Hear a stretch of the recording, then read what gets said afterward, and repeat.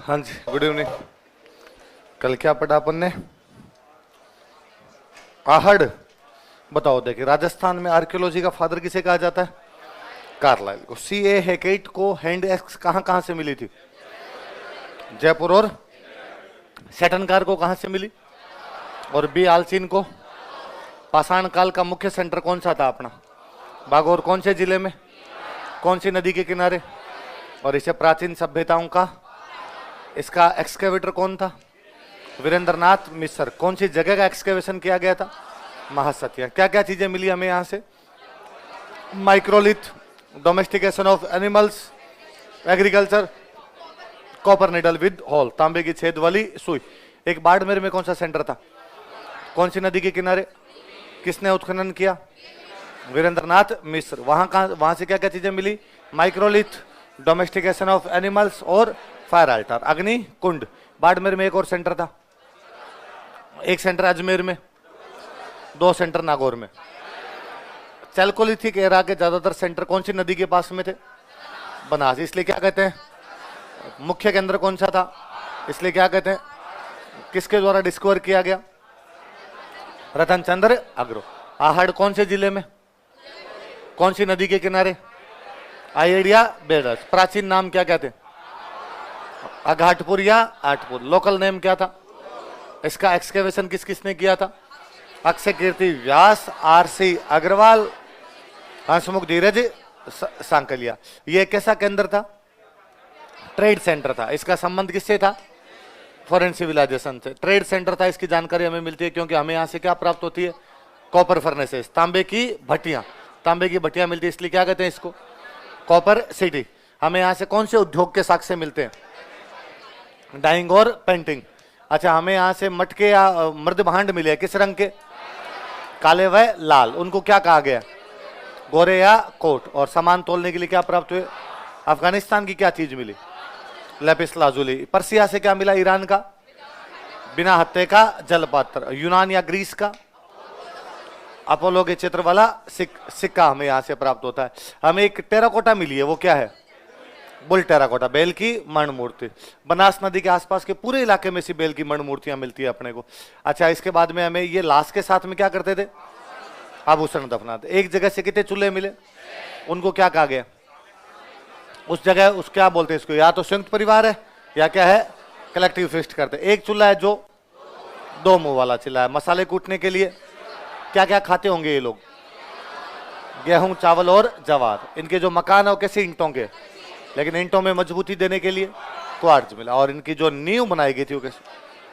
पक्की नींव। कैसे बनाई गई थी? पत्थरों की नींव बनाई गई। याद रहेगी बात? इतनी बातें पड़ी। बेल की मण मूर्ति के आगे लिख लो बनास का बेल, ताकि याद रहे, है ना। बेल की मण मूर्ति लिखी थी कल, उसके आगे लिख लो बनासियन बुल।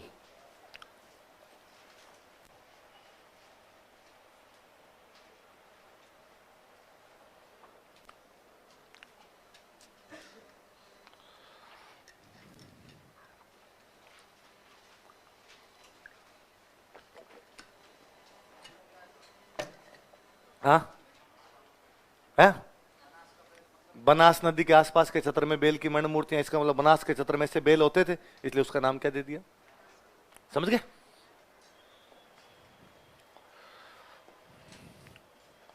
अब एक सेंटर तो हो गया आहड़, ताम्र पाषाण काल पढ़ रहे हैं। एक सेंटर कौन सा पढ़ लिया? आहड़। दूसरा सेंटर लिखो गिलुंड।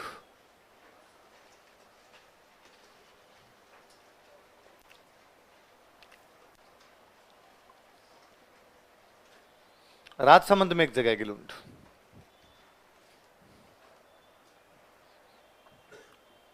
गिलुंड कहां पड़ता है? राजसमंद। लिखो एक्सकेवेटर, उत्खनन करता।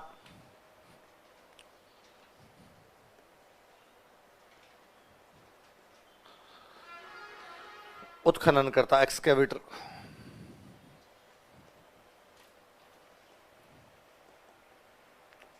बी लाल।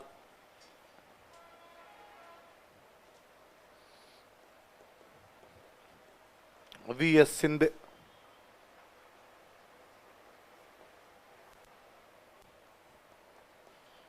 और ग्रेगरी पोसल।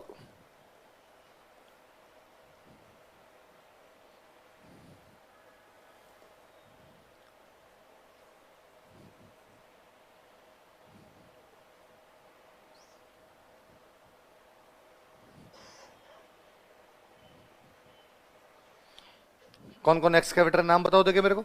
बीबी लाल, वीएस सिंधे, ग्रेगरी पोसल। क्या क्या नाम दोबारा बताओ। बीबी लाल, वीएस सिंधे, ग्रेगरी। एक पहाड़ी का उत्खनन किया था, उस पहाड़ी का नाम है मोडिया मगरी। क्या नाम है? इधर मेवाड़ साइड में पहाड़ को बोलते हैं मगरी। क्या बोलते हैं? मगरी। अपने यहाँ जयपुर में तो बोलते हैं डूंगरी। जयपुर वाले क्या बोलते हैं? जैसे यहाँ पर तो झलाना डूंगरी है ना, तो यहाँ डूंगरी बोलते हैं। मेवाड़ साइड में छोटी पहाड़ियां होती हैं, उनको क्या बोलते हैं? मगरी। तो मोडिया नाम की मगरी, इसलिए नाम क्या हो गया? मोडिया मगरी। उस जगह का उत्खनन हुआ, तब अपने को कई चीजें मिली। लिखो, मोडिया मगरी नामक स्थान का उत्खनन किया गया था। प्लेस नेम्ड मोडिया मगरी वॉज एक्सकेवेटेड। मोडिया मगरी नामक स्थान का उत्खनन किया गया था। प्लेस नेम्ड मोडिया मगरी वॉज एक्सकेवेटेड। मोडिया मगरी नामक स्थान का उत्खनन किया गया था। प्लेस नेम्ड मोडिया मगरी वॉज एक्सकेवेटेड। क्या क्या एविडेंस मिले अपने को? लिख लो, साक्ष्य, एविडेंसेस।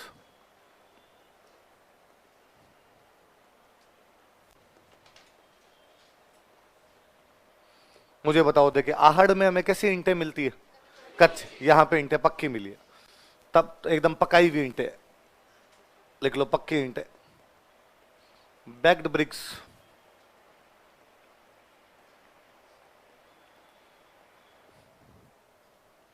कैसी ईंटें मिलती है?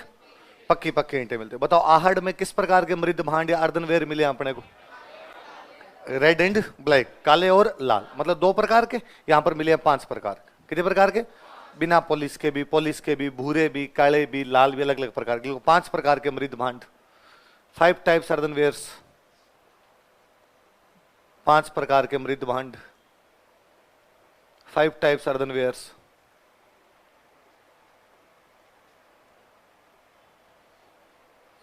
पांच प्रकार के मृद भांड। कितने प्रकार के? 5 प्रकार के मृद भांड। मिट्टी के खिलौने मिले अपने को यहां से। लिखो, मिट्टी के खिलौने, टेराकोटा टॉयज। वहां से मिट्टी की मूर्तियां मिलती है, यहां से क्या मिले हैं? मिट्टी के खिलौने। लिख लो, टेराकोटा टॉयज।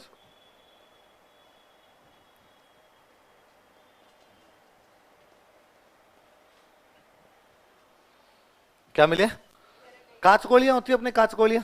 यहां पे मिली है पत्थर की गोलियां। लिख लो, स्टोन बॉल्स, पत्थर की गोलियां।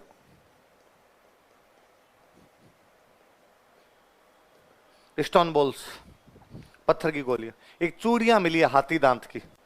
लिख लो, हाथी दांत की चूड़ियां। आइवरी बैंगल्स,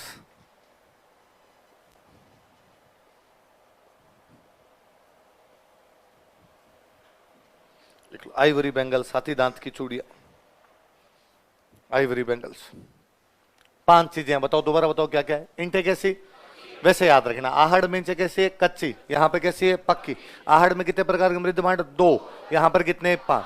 फिर 3 चीजें। खिलौने कैसे? मिट्टी के। गोलियां कैसी? चूड़ियां कैसी? कहां से मिला सब? गिलुंड। गिलुंड में भी कौन सी जगह से? मोडिया मगरी। कौन सी जगह से? मोडिया मगरी। किस किसने एक्सकेवेशन किया? बीबी लाल, वीएस सिंधे, ग्रेगरी पोसल। दोबारा नाम बोलो। अगला सेंटर लिखो, 3 नंबर सेंटर लिखो, बालाथल।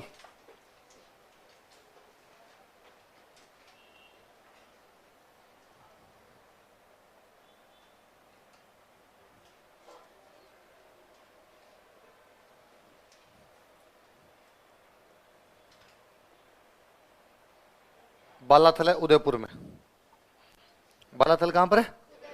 लिखो, एक्सकेवेटर वीरेंद्र नाथ मिश्र। याद आ गया आपको? अपने बागोर तिलवाड़ा वाले। लिख लो, उत्खनन करता।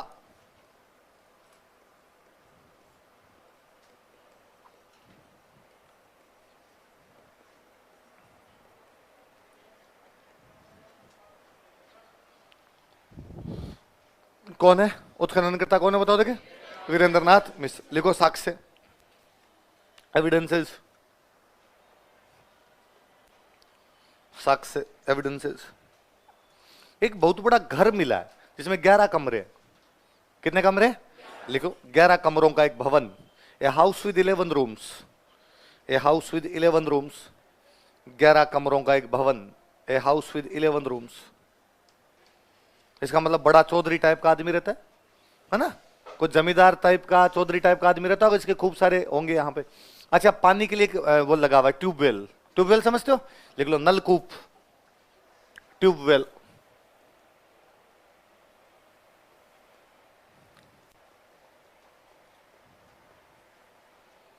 कूप, कूप का मतलब होता है कुआं। कूप का मतलब क्या होता है? ऐसा कुआं इसमें नल लगा के पानी खींच लिया जाए, इसलिए क्या बोलते हैं अपने? नलकूप। इंग्लिश वाले से नाम पता चल रहा है, ट्यूब वेल। जिस वेल के अंदर क्या लगा दी जाए? ट्यूब, तो इसलिए क्या बन गया? ट्यूब। एक कपड़ा है जो हाथ से बना हुआ है, लिख लो, हाथ से बुना हुआ कपड़ा, हैंडमेड क्लॉथ। हाथ से बुना हुआ कपड़ा, हैंडमेड क्लॉथ। हाथ से बुना हुआ कपड़ा, हैंडमेड क्लॉथ। अपने को आहड़ में किसकी भट्टियां मिलती है? यहां से लोहे की भट्टियां मिली है, लिख लो, लोहे की भट्टियां, आयरन फर्नेसेस।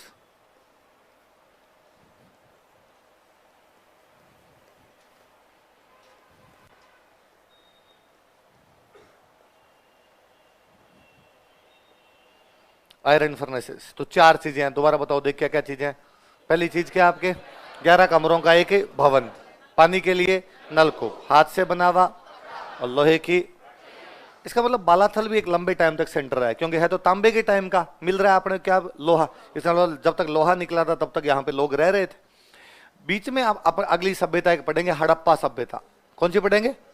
तो हमें यहाँ से कई चीजें ऐसी मिली है, जैसी चीजें हमें कहां से मिलती है? हड़प्पा सभ्यता से। इसका मतलब इनका हड़प्पा वालों से कोई कॉन्टेक्ट था? तो कोई पूछा आहड़ सभ्यता के कौन से केंद्र का संपर्क हड़प्पा सभ्यता से भी था? तो किसका था? लिख लो, इस केंद्र का संपर्क, दिस सेंटर वॉज कनेक्टेड। इस केंद्र का संपर्क, दिस सेंटर वॉज कनेक्टेड। इस केंद्र का संपर्क हड़प्पा सभ्यता से भी था। This center was connected with Harappian civilization. This center was connected with Harappian civilization. इसके अंदर का संबंध हड़प्पा सभ्यता से भी था। बालाथल, बालाथल में चार चीजें मिली, दोबारा बता दो एक बार। 11 कमरों का, पानी के लिए, हाथ से बना हुआ, लोहे की। किन से कांटेक्ट है? एक एक सेंटर और लिखते हैं। कितने हो गए? 3 हो गए कि 4? तो चौथा लिख लो, ओझियाना।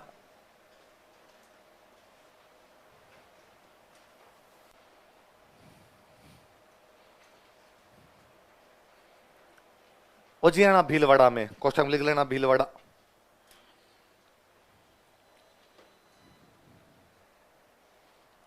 ओझियाना कहां पर है? भीलो। एक्सकेवेटर लिखो, उत्खनन करता। BR मीणा।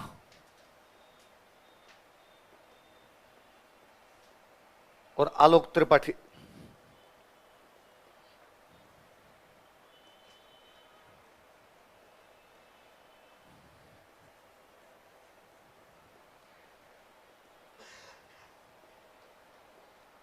कौन कौन है बताओ देखे? BR मीणा और आलोक त्रिपाठी। लिखो एविडेंस, साक्ष्य क्या क्या मिले अपने को यहां से। जैसे मैंने बताया कि आहड़ से अपने को क्या मिलता है? बैल की मण मूर्ति। किसकी मण मूर्ति है? यहाँ पे बैल और गाय दोनों की मण मूर्तियां मिली है। लिख लो, गाय व बैल की मण मूर्तियां, काउ एंड बुल टेराकोटाज। गाय व बैल की मण मूर्तियां, cow and bull टेराकोटाज।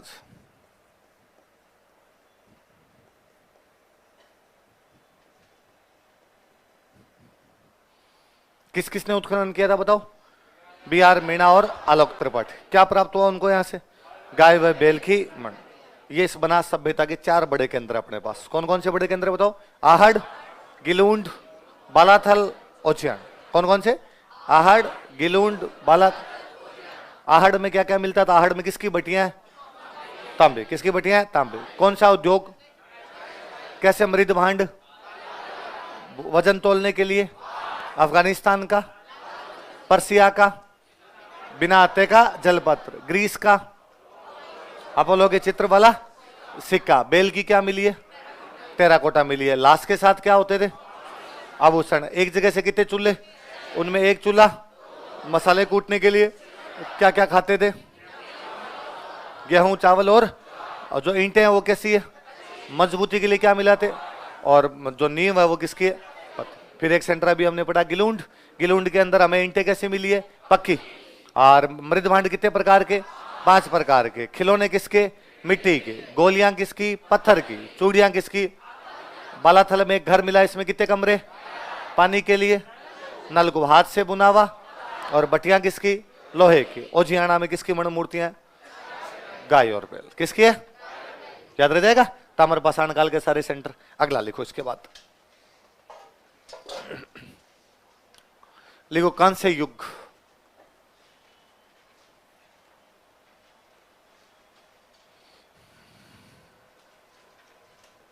Bronze age या ब्रॉन्ज एरा।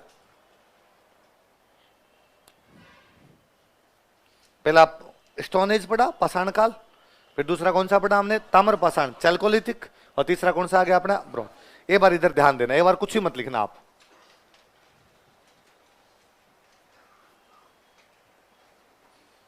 इसमें जो सभ्यता थी, उस सभ्यता का नाम है सिंधु घाटी सभ्यता। क्या नाम है? Indus valley civilization. ये इसको बोलते हैं हड़प्पा सभ्यता। क्या बोलते हैं? हड़प्पा सिविलाइजेशन। ये इसका नाम है सिंधु सरस्वती सभ्यता। क्या नाम है? Indus Saraswati civilization. उतार लो, ऐसे कैसे उतार लो, फिर मैं समझाता हूं थोड़ा।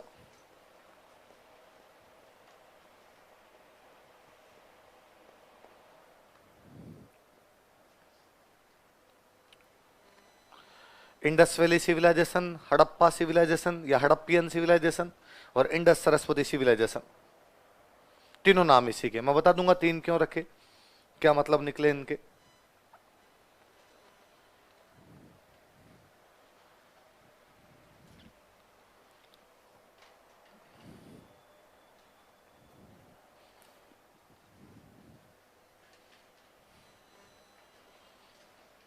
क्या क्या नाम बताओ देखे?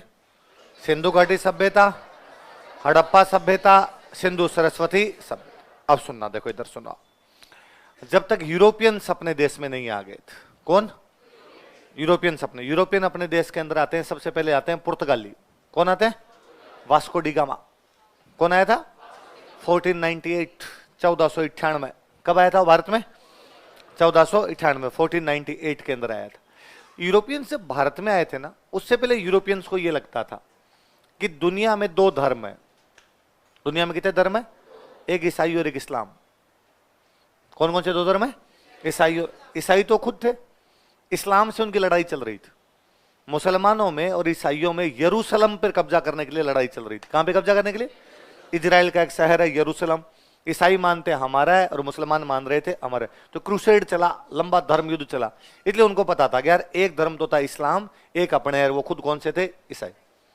वास्को डी गामा जब भारत आया तो उसके दिमाग में था कि भारत के अंदर या तो ईसाई रहते होंगे या क्या रहते होंगे? इस्लाम। ईसाई का तो उसको पता था कि अपने वाले उस साइड के अंदर तो नहीं है, तो वहां पर कौन रहते होंगे? इस्लाम वाले। वो जब यहां आया तो उसको लगा कि इस्लाम तो नहीं है, क्योंकि उसने जिस इस्लाम को देखा था, अरब के लोगों को देखा था उसने। कहां के लोगों को देखा?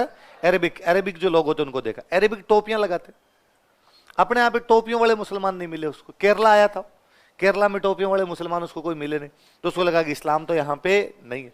तो फिर उसको लगा इस्लाम नहीं है तो फिर ईसाई है। तो उसने इंडिया वालों को शुरुआत में क्या समझा? ईसाई। फिर उसने और नोटिस किया कि अपने केरला में माता जी के मंदिर थे, शक्ति पूजा होती थी अपने, तो माता जी के मंदिर थे और लोग माता जी के मंदिर में जा रहे थे। तो उसको लगा ईसाइयों के ईसा मसीह की जो मम्मी है उनको मानते हैं, मदर मेरी। कौन है? तो उनको लगा कि यार ये मदर मेरी की पूजा करते हैं, देवी की पूजा कर रहे हैं, इसका मतलब किसकी पूजा कर रहे हैं? मदर। हालांकि ईसाई मूर्ति पूजा नहीं करते, उनकी मूर्तियां होती नहीं। मूर्ति पूजा हिंदू धर्म में होती है, बाकी धर्मों में मूर्ति पूजा नहीं। तो वास्को डी गामा वापस लेटर लिखता है अपने घर पे अपने दोस्तों को, तब वो कहता है कि यार एक बात बहुत अच्छी लगी कि इंडिया में क्रिश्चियंस रहते हैं, इंडिया में ईसाई रहते हैं, लेकिन ये है ना ईसाई थोड़े से भटक गए और मूर्ति पूजा करने लगे। क्या करने लगे? आइडल वर्शिप करने लगे, मूर्ति पूजा करने लगे। यार ये मदर मेरी की मूर्तियां बनाते और मूर्तियां बना बना के पूजा करने लगे। वो तो धीरे धीरे अपने वालों को पता चला कि वास्को डी गामा ऐसे समझता अपने को, तो अपने वालों ने समझाया कि इधर ये है ना, ये मदर ये हमारी है, मेरी नहीं है। तू कहता रहता है मदर मेरी यही हमारी है, तेरी नहीं है भाई साहब।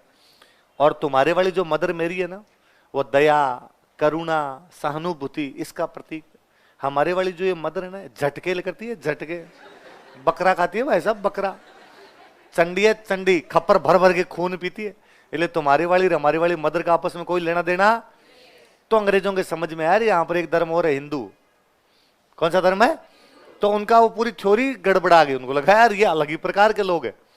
जब बाकी भारत में जब उनका कब्जा हुआ, पहले साउथ में कब्जा करते, साउथ के अंदर है, जब नॉर्थ की तरफ आए, इधर बंगाल की तरफ गए, तो उनको एक धर्म और मिल गया, बौद्ध। कौन सा मिल गया? और बौद्ध धर्म के बारे में उनको एक बड़ी इंटरेस्टिंग बात पता चली कि बौद्ध धर्म केवल इंडिया में नहीं था, वो साउथ ईस्ट एशिया पूरे में था। चीन, Japan, Korea, Hong Kong, Taiwan, Mongolia, Burma, Singapore, Sri Lanka, Indonesia, Malaysia, इन सब देशों के अंदर क्या था? बुद्धिज्म। सारे देशों में बुद्धिज्म था। अच्छा, अंग्रेजों को ये फिर लगता था कि यार ठीक है हिंदू धर्म होगा, लेकिन भारत में दुनिया में जो धर्म फैले, जिनका विस्तार हुआ, वो दो धर्म है, या तो ईसाई या इस्लाम। ये हिंदू थे, यहाँ के भी रह गए। पर अब उनके सामने एक नई दिक्कत थी कि एक धर्म तो और फैल गया। वो कौन सा फैल गया? बुद्ध। तो उनको ये पता लगाना था कि ये क्यों फैला। क्रिश्चियनिटी और इस्लाम के फैलने के पीछे एक बड़ा रीजन है राजा। बड़ा रीजन कौन है? एक राजा है, राजा क्रिश्चियन बना। राजा क्रिश्चियन बना तो उसने पब्लिक को पूरी कहा आज के बाद सिलेबस चेंजर है, सब बाइबिल पढ़ेंगे, कोई दूसरी किताब नहीं पढ़ेगा। सब बाइबिल पढ़ने लगे तो आप सब क्या बन गए? ईसाई। ऐसे कोई एक राजा मुसलमान बना और उसने कहा सब कुरान, तो सारे के सारे क्या बन गए? मुसलमान। उस राजा ने एक अलग राज्य पे हमला किया, उस पर कब्जा किया और उनका तुम भी कुरान पढ़ोगे, तो वो भी सारे के सारे क्या बन गए? मुसलमान। ऐसे राजाओं ने जहां जहां पे कब्जे किए वहां वहां पे धर्म फैल गए। तो अंग्रेजों ने कहा कि हमारे समझ में आ गया, जैसे ईसाई और इस्लाम तलवार के दम पर फैले, राजाओं ने आक्रमणों से फैलाए, वैसे के वैसे ये बौद्धों में कोई राजा हुए होंगे, तलवार लेके निकले होंगे, अड़ाई होगी किसी के, भाई साहब बुद्ध बन रहा है कि नहीं बन रहा है, बुद्ध बन रहा है कि नहीं बन रहा है। लोगों ने कहा होल्ड, भाई साहब हमारे बुद्ध ने कहा था युद्ध नहीं करना। बुद्ध ने क्या कहा था? युद्ध बंद करवा के गया था वो। तो ये कैसे फैला? ये चाइनीज जापान वाले ये कैसे मानने लगे कि साहब उनके कुछ बंदे थे, वो बुक लेके गए और उनका देखो कितनी अच्छी अच्छी बातें हैं, ये बातें पढ़ लो। लोगों ने बातें पढ़ी, उनको रियली अच्छी बातें लगी और उन लोगों ने बुद्धिज्म अपना लिया। अंग्रेजों के लिए बड़ी इंटरेस्टिंग बात थी कि कोई किसी के थॉट्स को पढ़ के, कोई किसी के विचार को पढ़ के अपना धर्म बदल सकता है। अंग्रेजों ने इनके बारे में पता लगाया। जब ये बुद्ध पैदा कहाँ हुए थे? कहा साहब लुम्बिनी। कहाँ पैदा हुए थे? अंग्रेजों का लुम्बिनी खोदो, लुम्बिनी खुदा दी। इन बुद्ध का निधन कहाँ हुआ, मृत्यु कहाँ हुई? साहब कुशीनगर। कहां पर भी? खोदो रे कुशीनगर खोदो। ये भगवान बुद्ध लंबे टाइम तक कहां पे रहे? श्रावस्ती। खोदो श्रावस्ती। इन भगवान बुद्ध ने पहला उपदेश कहां दिया? कि सारनाथ। खोदो सारनाथ। और एक अंग्रेज था, उसको इन चीजों में बड़े मजे आने लगे भगवान बुद्ध के बारे में पता लगाने में। उस अंग्रेज का नाम था अलेक्जेंडर कनिंगम। क्या नाम था?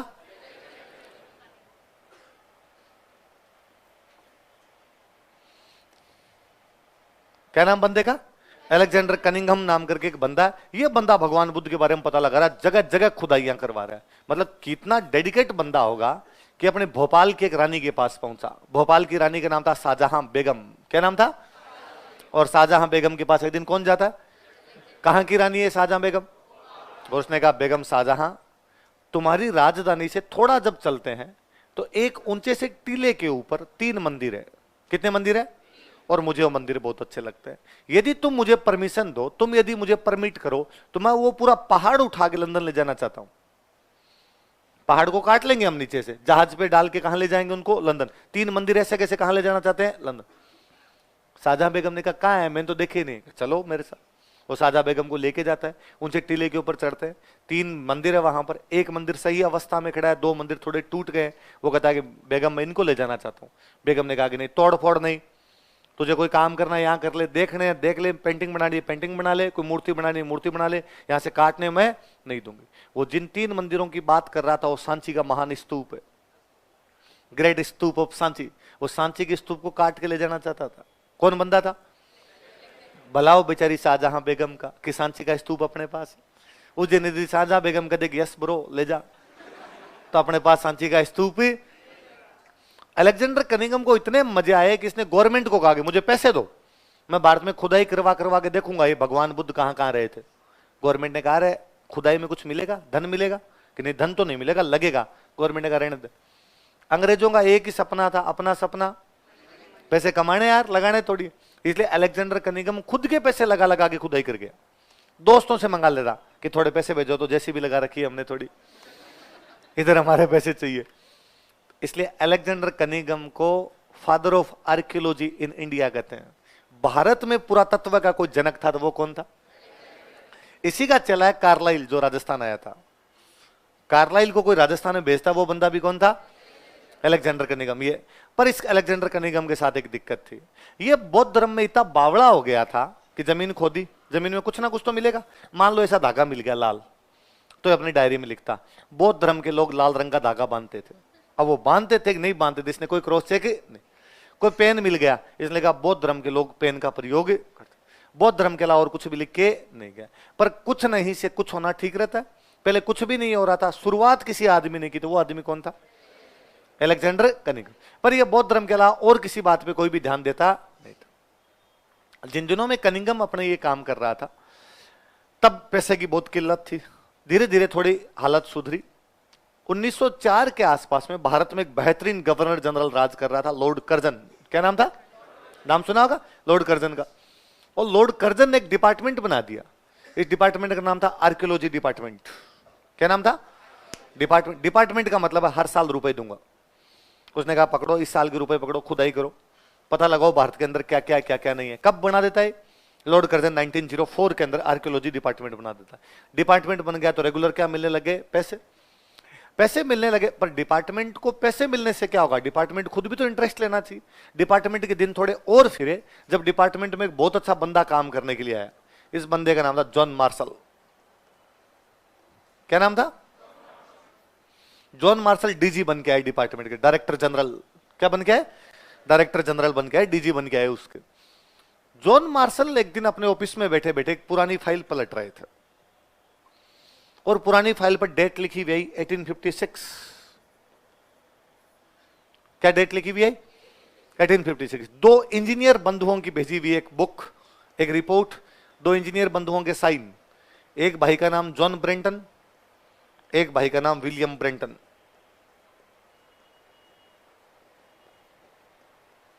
कौन कौन तो भाई है? जॉन ब्रेंटन और विलियम ब्रेंटन। इनकी एक रिपोर्ट तैयार की हुई। रिपोर्ट कब की? 1856। कौन पढ़ रहा है? मार्शल पढ़ रहे हैं इसको 1920 के आसपास। कब पढ़ रहे हैं? तब तक ये फाइल दबी पड़ी थी, कहीं साइड में अलमारी में डाल के छोड़ दी, किसी ने देखी नहीं। उन्होंने फाइल पढ़ी। फाइल में बड़ा इंटरेस्टिंग किस्सा। फाइल में दोनों इंजीनियर भाई लिखते हैं, हम इन दिनों लाहौर में हैं। कहां पर है? और लाहौर से कराची के बीच में रेलवे लाइन बिछा रहे हैं। कहां से कहां के बीच? लाहौर से कराची। क्या बिछा रहे हैं? रेलवे लाइन बिछाई जा रही। भारत में पहली रेल आई थी बॉम्बे, बॉम्बे से थाने पहली रेल आई थी 1853। कब आई थी? 1853। कहां से कहां तक रेल चली? बॉम्बे से थाने। अब एक रेल कहां से कब चलाई जा रही है? 1856। कहां से कहां? लाहौर से कराची। कौन इंजीनियर है? ये जब वो रेलवे लाइन बिछा रहे थे तो इन्होंने वहां जो मजदूर काम कर रहे थे, उन मजदूरों को कहा क्या रेलवे लाइन बिछाने के लिए अपने को ईंटों की आवश्यकता है। किसकी आवश्यकता है? तो यार आसपास में ढंग की ईंटें कहां मिलेगी? वो मजदूर लोकल थे, उन मजदूरों ने कहा साहब ईंटों की क्या बात की, ये रावी नदी के नजदीक इधर थोड़ा सा आगे जाएंगे तो यहाँ पर एक गांव है, और उस गांव में ईंटें ईंटें हैं सर, हमें तो जब भी ईंटें चाहिए होती है वहां से ले आते। उन इंजीनियर भाइयों ने कहा सुनो, एक तो खूब सारी ईंटें चाहिए और पक्की चाहिए, पक्की। ट्रेन जाएगी धड़धड़ाती हुई ऊपर, कच्ची ईंटों की टूट जाएगी यार, समझ में नहीं आता तुम्हारे।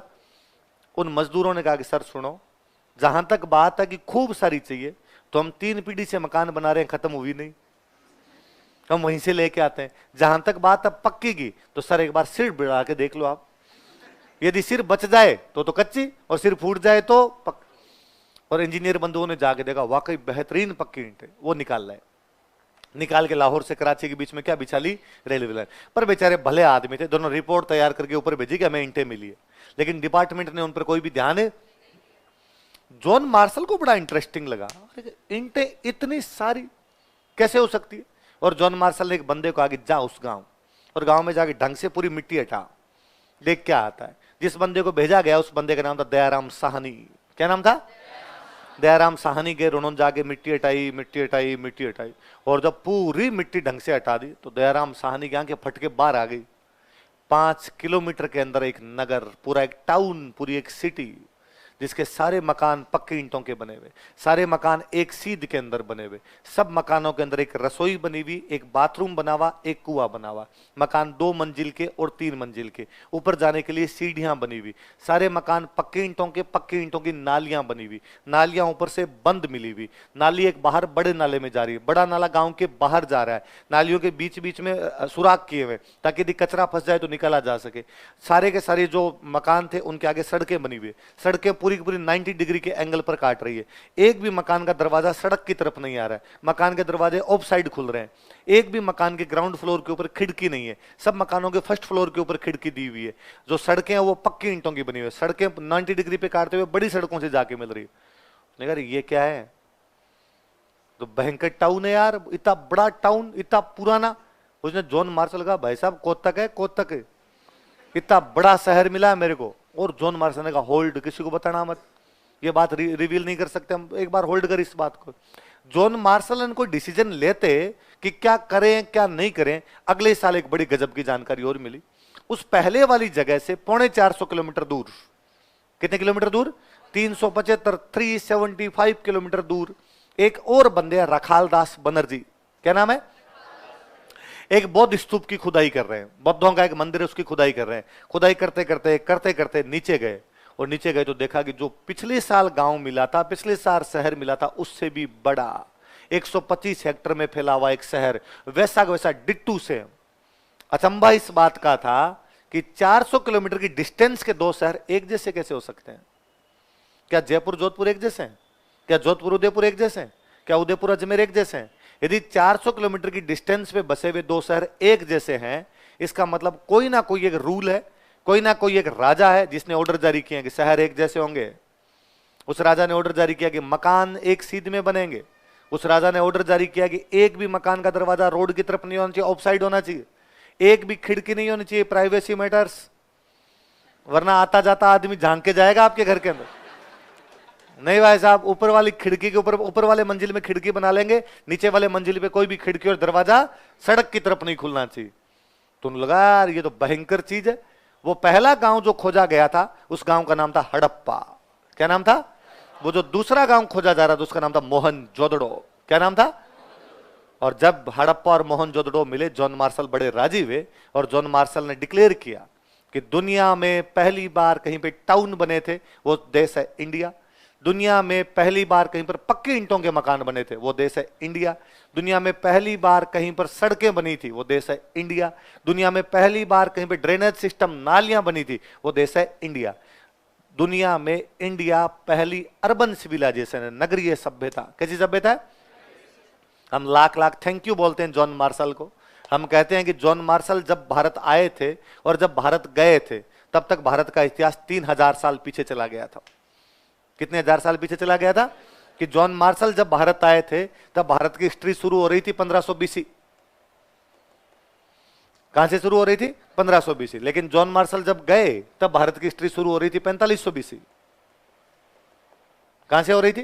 कितने साल पीछे छलांग लगा गए हम? जॉन मार्शल ने भारत को जहां प्राप्त किया उसे 3000 साल पीछे ले जाकर छोड़ दिया। जॉन मार्शल ने भारत को जहां प्राप्त किया उसे कितने हजार साल पीछे ले जाकर छोड़ दिया? हम एक नई सभ्यता की खोज कर रहे थे। अब जब ये 2 सेंटर मिल गए उनको, हड़प्पा और मोहनजोदड़ो, तो उन्होंने कहा और खोदो यार आसपास में, और उन्होंने उधर वाला खुदाना शुरू किया। हड़प्पा उनको मिल रहा था पंजाब में। कहां मिल रहा था? पंजाब। मोहनजोदड़ो उनको मिल रहा था सिंध। कहां मिल रहा था? तो उन्होंने कहा पंजाब और सिंध को खोदा जाए। और जैसे जैसे पंजाब सिंध को खोज रहे थे, नए नए सेंटर, आज चहुंदड़ो मिल गया, आज अल्लादीनो मिल गया, आज कोटदीजी मिल गया, आज सोरतुगई मिल गया, आज मुंडिकाक मिल गया, आज आपका सुत कांगेडोर मिल गया, जगह जगह सेंटर सेंटर सेंटर मिल गए, अल्लादीनो मिल गया। और ये इतने सारे सेंटर मिले और सारे सेंटर सिंधु नदी के आसपास। कौन सी नदी के आसपास? तो जॉन मार्शल ने कहा कि सिंधु घाटी सभ्यता है। कौन सी सभ्यता है? हर देश की सभ्यता किसी ना किसी नदी के किनारे होती है। इजिप्शियन सिविलाइजेशन नील नदी के किनारे थी, मिस्र की सभ्यता नील के किनारे थी, इसलिए नील नदी सभ्यता। इराक की सभ्यता 2 नदियों के किनारे मिली हमें, यूफ्रेटस और टिग्रिस, दजला और फरात। दजला और फरात नदियों के किनारे मेसोपोटामिया सिविलाइजेशन। कौन सी मिली? वैसे उसने कहा हड़प्पा सिविलाइजेशन कौन सी नदी के पास मिल रही है? सिंधु, इंडस नदी के पास मिल रही है, इसलिए इंडस वैली सिविलाइजेशन है। कौन सी है? दुर्भाग्य हमारे देश का कि 47 में देश आजाद हो गया। और देश की आजादी के साथ हो गया विभाजन, बंटवारा। वो सारे सेंटर जो पिछले 20 साल में हमने प्राप्त किए थे पाकिस्तान चले गए। सारे के सारे कहां चले गए? पंजाब पाकिस्तान के पास चला गया, सिंध पाकिस्तान के पास चला गया। और अब पाकिस्तान ने अपने को कहा कि एनसीआईडी चेंज करो रहा है। दुनिया में पहली बार कहीं पे टाउन बने थे वो देश है पाकिस्तान। दुनिया में पहली बार पक्की ईंटों के मकान, पक्की ईंटों की सड़कें, पक्की ईंटों की नालियां कहीं बनी थी वो देश है जब पाकिस्तान। वो first urban civilization of world, दुनिया की पहली नगरीय सभ्यता कौन सी थी? हमने पाकिस्तान वालों का यार पहले तो भाई थे यार, ऐसे थोड़ी होते। पाकिस्तान वालों का थप्पड़ मारेंगे थे भाई, कोई लेना देना नहीं, तुम अलग और हम क्या करते हम। हमारे पास केवल 2 सेंटर थे, एक सेंटर था रंगपुर, एक सेंटर था कोटला निहंग। इसके अलावा हमारे पास कोई सेंटर नहीं। पर अपने वालों का दिमाग काम किया कि आधा पंजाब पाकिस्तान के पास गया, आधा पंजाब अपने पास है। यदि पाकिस्तान वाले पंजाब में लोग रहते थे पहले तो अपने वाले में भी तो रहे होंगे। ऐसे थोड़ी तक लाइन खींच के रहते, इधर इधर रहेंगे, इधर नहीं जाएंगे। देखो यार, अपने वाली साइड की खुदाई शुरू की और अपने वाली साइड की खुदाई शुरू की। बहुत जल्दी 1953 में अपने एक सेंटर मिलता है रोपड़। कौन सा मिलता है? और पंजाब में रोपड़ मिला। रोपड़ मिला था, मिला यार मजा आ गए, ये मिल रहा है इसका मतलब और मिलेंगे। हम थोड़ा नीचे आए, हम हरियाणा में एक बेहतरीन सेंटर मिलता है बनावली। क्या मिलता है?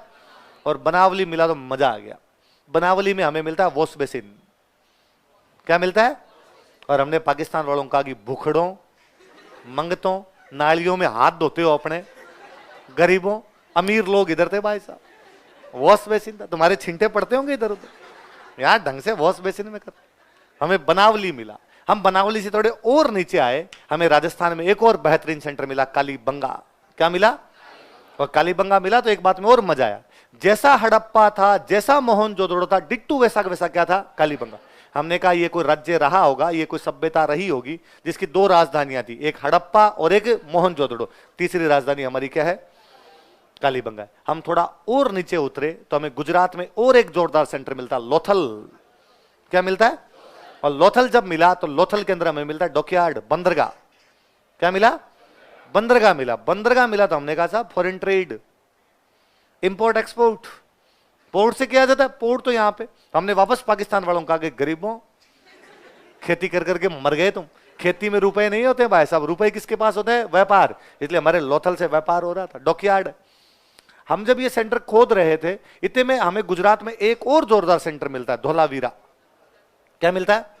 धोलावीरा मिला तो एक मजे की बात अलग थी। अब तक के सारे सेंटर किसी ना किसी रिवर फ्रंट पे थे, किसी ना किसी नदी के पास थे। धोलावीरा के पास कोई नदी नहीं, कच्छ का रण रण रण पड़ा दूर दूर तक, दलदल, और उसके अंदर धोलावीरा। और हमने कहा यार नदियों के किनारे कोई सेंटर होता है तो लोग खेती कर लेते हैं, धोलावीरा वाले खेती कैसे करते होंगे, खाते क्या होंगे कच्छ के रण में। और हमें वहां से मिला तालाब। क्या मिलता है? और हमें समझ में आ गया यार कितने इंटेलिजेंट लोग थे, वो तालाब से खेती करना सीख गए थे। बूंद बूंद सिंचाई। कौन सी सिंचाई? वो तालाब भरते होंगे पानी से, तालाब भरने के बाद अपने पाइपें लगाते होंगे, पाइपें ले जाकर खेत तक ले जाते होंगे और वहां पर खेती कर लेते होंगे। और हमें जब धोलावीरा मिला तो हमें एक स्टेडियम मिला। क्या मिला? स्टेडियम मिला। तब हमें पता चला कि भाई साहब फीफा वर्ल्ड कप इधर होता है।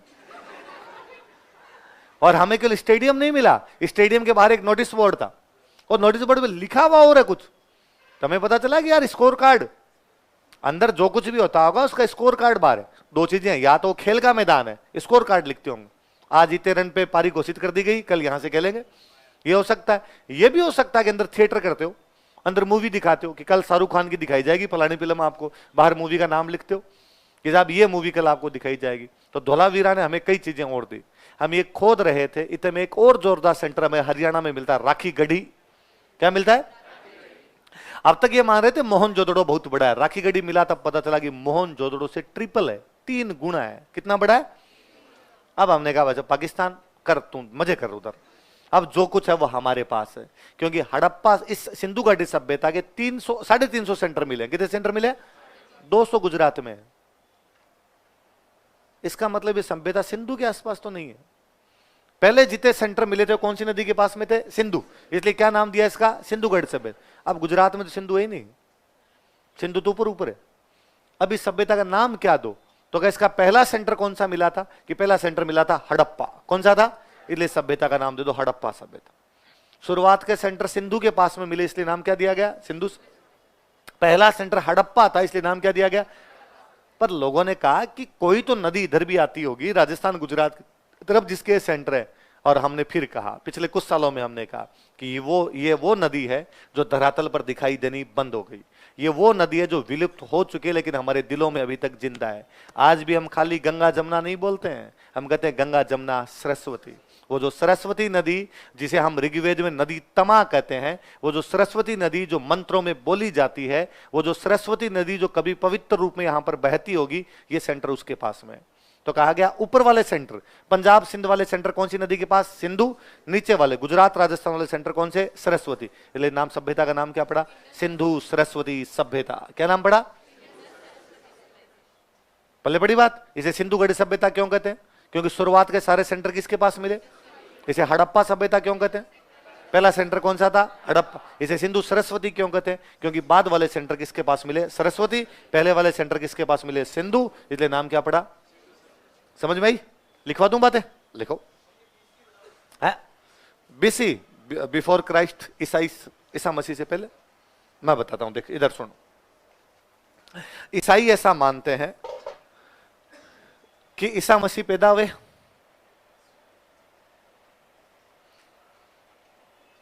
ईसा मसीह ने पैदा होने के 4 साल बाद, कितने साल बाद? 4 साल बाद में लोगों को कहा कि मैं भगवान का दूत हूं। मैं क्या हूं? भगवान का। देखो ये 3 धर्म, यहूदी, ईसाई और इस्लाम। कौन कौन से 3 धर्म? जूज, क्रिश्चियंस और मुस्लिम। ये तीनों ऐसा मानते हैं कि भगवान को किसी ने देखा, भगवान को किसी ने देखा ही नहीं तो आप उसकी मूर्ति बना नहीं सकते। इसलिए इन तीनों धर्मों के अंदर मूर्ति पूजा नहीं। तो फिर भगवान इस दुनिया को संभालता कैसे? कि अपना बंदा भेजता है, टाइम टू टाइम अपना मैसेंजर भेजता है।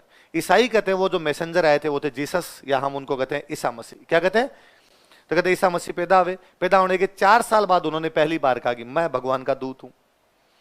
क्या कहा उन्होंने? मैं भगवान का। जिन लोगों ने इस बात को एक्सेप्ट कर लिया कि हाँ ये जो 4 साल का बच्चा ये भगवान का क्या है? दूत, वो हो गए सारे क्रिश्चियन। वो सारे कौन हो गए? क्रिश्चियन। उस दिन से ईसाई धर्म की शुरुआत होती है। और जिस दिन से ईसाई धर्म की शुरुआत हुई, मतलब ईसा मसीह के जन्म के 4 साल बाद, उसको उन्होंने मान लिया। एक एक एक कैलेंडर शुरू कर दिया। इस कैलेंडर से पहले की जितनी तारीख होगी उन पे तो क्या लिखेंगे? इस कैलेंडर के बाद की जितनी तारीख होगी एनो डोमिनी, इससे पहले वाली बिफोर क्राइस्ट।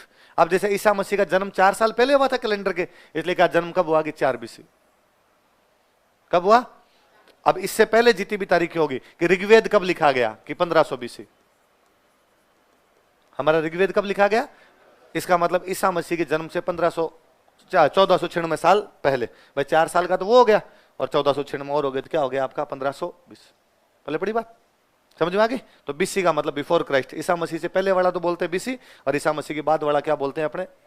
AD। आगे बात समझो। हिंदी में लिखते हैं तब उसको लिखते हैं ईसा पूर्व, और इसमें लिख देते हैं अपने ईस्वी। पहले पड़ गई बात? लिखो थोड़ी। हाँ लुप्त हो गई। मैं यही तो कह रहा हूं, मंत्रों में जिंदा है वैसे दिखाई नहीं देती। सुना नहीं तूने? बस लिखो लिखो। इस काल के प्रारंभिक केंद्र, initial sites of this era. इस काल के प्रारंभिक केंद्र या इस युग के प्रारंभिक केंद्र, initial sites of this era, सिंधु नदी के किनारे स्थित है। Are located near river Indus. सिंधु नदी के किनारे स्थित है, are located near river Indus. इस काल के प्रारंभिक केंद्र, initial sites of this era are located near river Indus. सिंधु नदी के किनारे स्थित है, अतः इसे सिंधु घाटी सभ्यता कहा जाता है। So it is called as Indus valley civilization. अतः इसे सिंधु घाटी सभ्यता कहा जाता है। ये पंखा बंद कर दूंगे अब, कर यार इसको बंद। अतः इसे सिंधु घाटी सभ्यता कहा जाता है। So it is called as Indus valley civilization. सिंधु घाटी सभ्यता कहा जाता है। So it is called as Indus valley civilization. अगला लाइन चेंज करके लिखो। हड़प्पा इस सभ्यता का प्रथम केंद्र था। Harappa was first site of this civilization. Harappa इस सभ्यता का प्रथम केंद्र था। Harappa was first site of this civilization. Harappa इस सभ्यता का प्रथम केंद्र था। Harappa was first site of this civilisation. अतः इसे हड़प्पा सभ्यता भी कहा जाता है। So it is also called as Harappan civilisation, अतः इसे हड़प्पा सभ्यता भी कहा जाता है। So it is also called as Harappan civilisation.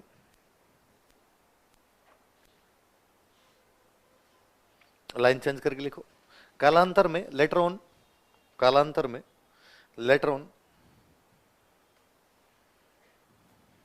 इस सभ्यता के कई केंद्र, some sites of this civilization, इस सभ्यता के कई केंद्र, some sites of this civilisation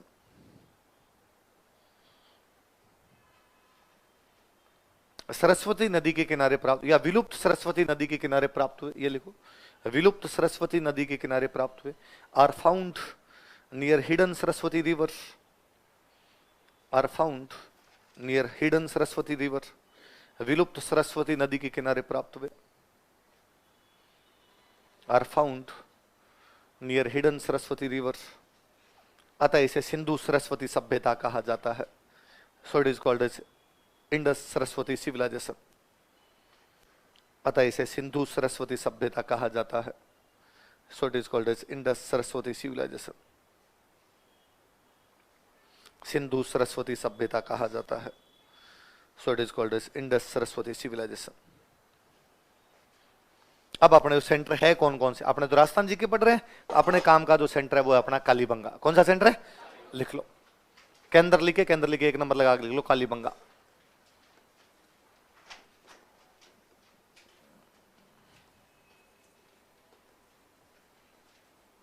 Hanumangarh जिले में, कौन से जिले में, हनुमान।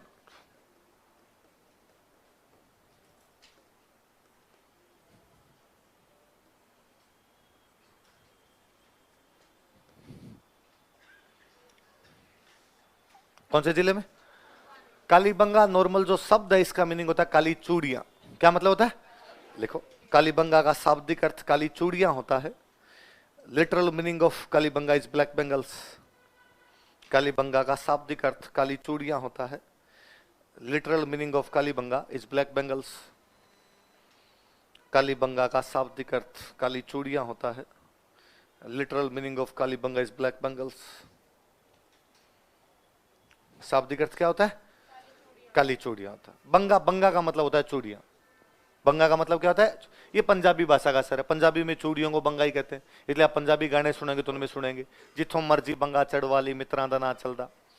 लड़का लड़की को करा कि जिस मर्जी जाके दुकान से चूड़ियां पहन लेना, पैसे देने की आवश्यकता नहीं, भाई का नाम चलता है उधर, है ना। तो बंगा, बंगा का मतलब क्या होता है। और देखो मैं एक चीज, जोरदार चीज बताऊं आपको, भारत की और यूरोप की भाषाएं एक जैसी है, इसलिए इन भाषाओं को बोलते हैं भारोपीय। क्या बोलते हैं, भारत और यूरोप की जो लैंग्वेजेज है उनको कलेक्टिवली क्या कहा जाता है, भारोपीय। ऐसा माना जाता है कि किसी समय मध्य एशिया में, कहां पर, सेंट्रल एशिया के अंदर लोग रहा करते थे। वो बाद में दो ब्रांच में चले गए, एक ब्रांच चली गई यूरोप, एक ब्रांच आ गई इंडिया। सेंट्रल एशिया से एक ब्रांच कहां चली गई, यूरोप, और एक ब्रांच कहां पे आ गई। इसलिए हम दोनों की भाषा चेंज हुई नहीं, यूरोप वालों की भाषा वैसी है जैसी अपनी भाषा है। इसलिए भारत और यूरोप की भाषाओं के ज्यादातर शब्द आपस के अंदर मिलते हैं, इसलिए हम कहलाते हैं भारोपीय। क्या कहलाते हैं, बस इतना हुआ कि वो ठंडे प्रदेशों की तरफ गए इसलिए वो गोरे हो गए, अपने इंडिया की तरफ आए इसलिए कंपनी कलर चेंज हो गया अपना, है ना। बाकी सब देख जैसे हैं। इसलिए अंग्रेजी में बोलते हो बेंगल्स, क्या बोलते हो, पंजाबी में कहते हो बंगा, पंजाबी में क्या कहते हो, बंगा। अपने राजस्थानी और गुजराती में कहते हैं बंगड़ी। चूड़ियों क्या बोलते हैं, माने चार चार बंगड़ी वाली गाड़ी लाई दे, तो बंगड़ी, बंगड़ी का मतलब भी क्या हो गया, चूड़ियां। बंगा का मतलब भी क्या हो गया, चूड़ियां। बेंगल्स का मतलब भी क्या हो गया, सेम ही तो बात। कहां चेंज हो रही है चीज, मैं और बताऊं। ऋग्वेद, भारत का सबसे पुरानी किताब कौन सी है, ऋग्वेद। ऋग्वेद में अपने एक शब्द आता है, क्या शब्द है, पढ़ो दे, क्या शब्द है, इसका मतलब है जासूस।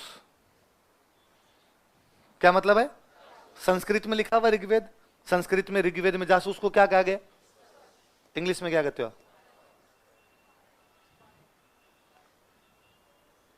उधर आपका स्पर्श, इधर जाके क्या हो गया।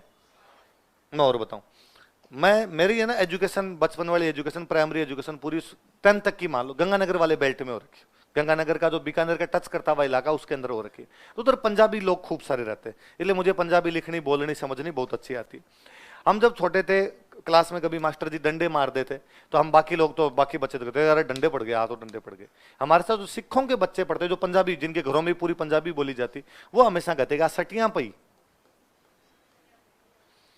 आता सटियां पई, है ना।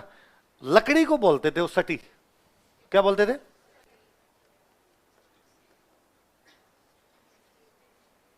अब होना तो ये चाहिए था स्टिक, लेकिन थोड़ा बहुत चेंज आते आते क्या हो गया। एक तो यह है कि राजस्थान से लेके जैसे आप ऊपर की तरफ जाओगे, राजस्थान, हरियाणा, पंजाब, कश्मीर, पाकिस्तान, इसके अंदर आधे अक्षर होते ही नहीं। इसलिए इस साइड का कोई आपको बंदा मिल जाए, गंगानगर, हनुमानगढ़, पंजाब साइड का, उससे आधा सह नहीं बोला जाएगा। इसलिए वो बोलेगा सकूल, स्प्लेंडर, स्कॉर्पियो। पापा के पास में स्कॉर्पियो है, मेरे पास में स्प्लेंडर है, और हम पहले सकूल जाते थे, है ना। आप कश्मीर फाइल्स मूवी देखिए, कश्मीर फाइल्स के अंदर जो गुंडा है, जो कश्मीर वाला गुंडा बिट्टा, उसका एक डायलॉग है, कभी सुना हो, दोबारा कहता है, हम स्टेट के टूल्स नहीं है, हमें स्टेट के टूल्स होना चाहिए, हम स्टेट के टूल्स नहीं है, बोलता हम स्टेट के टूल्स नहीं है। आधे अक्षर होते हैं, आधे को पूरा ही बोलते, मतलब ये नहीं बोला जाएगा। गंगानगर वाले जीते भाई होंगे, उनसे ये नहीं बोला जाएगा, इनको बोलेंगे विकल्प, संकल्प, पर्यापत, आत्महत्या, आत्मघाती है।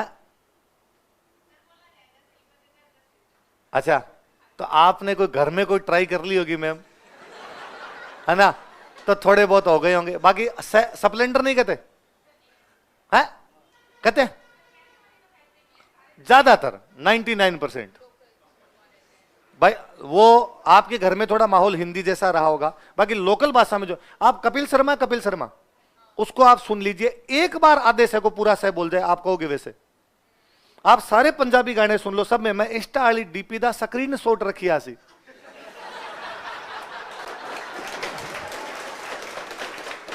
स्क्रीन शॉट नहीं रख रहे हो, स्क्रीन शॉट ही रख रहे हैं। तो आप कभी नोटिस करना, ये तो मैम पहले मेरे को बहुत बड़ी गलतफहमी थी, और आप भी कभी बोलो तो ध्यान रखना। मैं क्या यहाँ पे जब पढ़ने के लिए आया स्प्रिंग बोर्ड, मैं स्टूडेंट हूं, तो पहले तो स्प्रिंग बोर्ड ही नहीं बोला, स्प्रिंग बोर्ड बोलते, इसको बहुत बाद में स्प्रिंग बोर्ड बोलने लगे। मैं यहाँ पढ़ने के लिए, तो मैं अच्छा था पढ़ने के अंदर, यूं स्कूलिंग टाइम में भी ठीक रहा, यहाँ भी आया तो यूं अच्छा पढ़ा करता।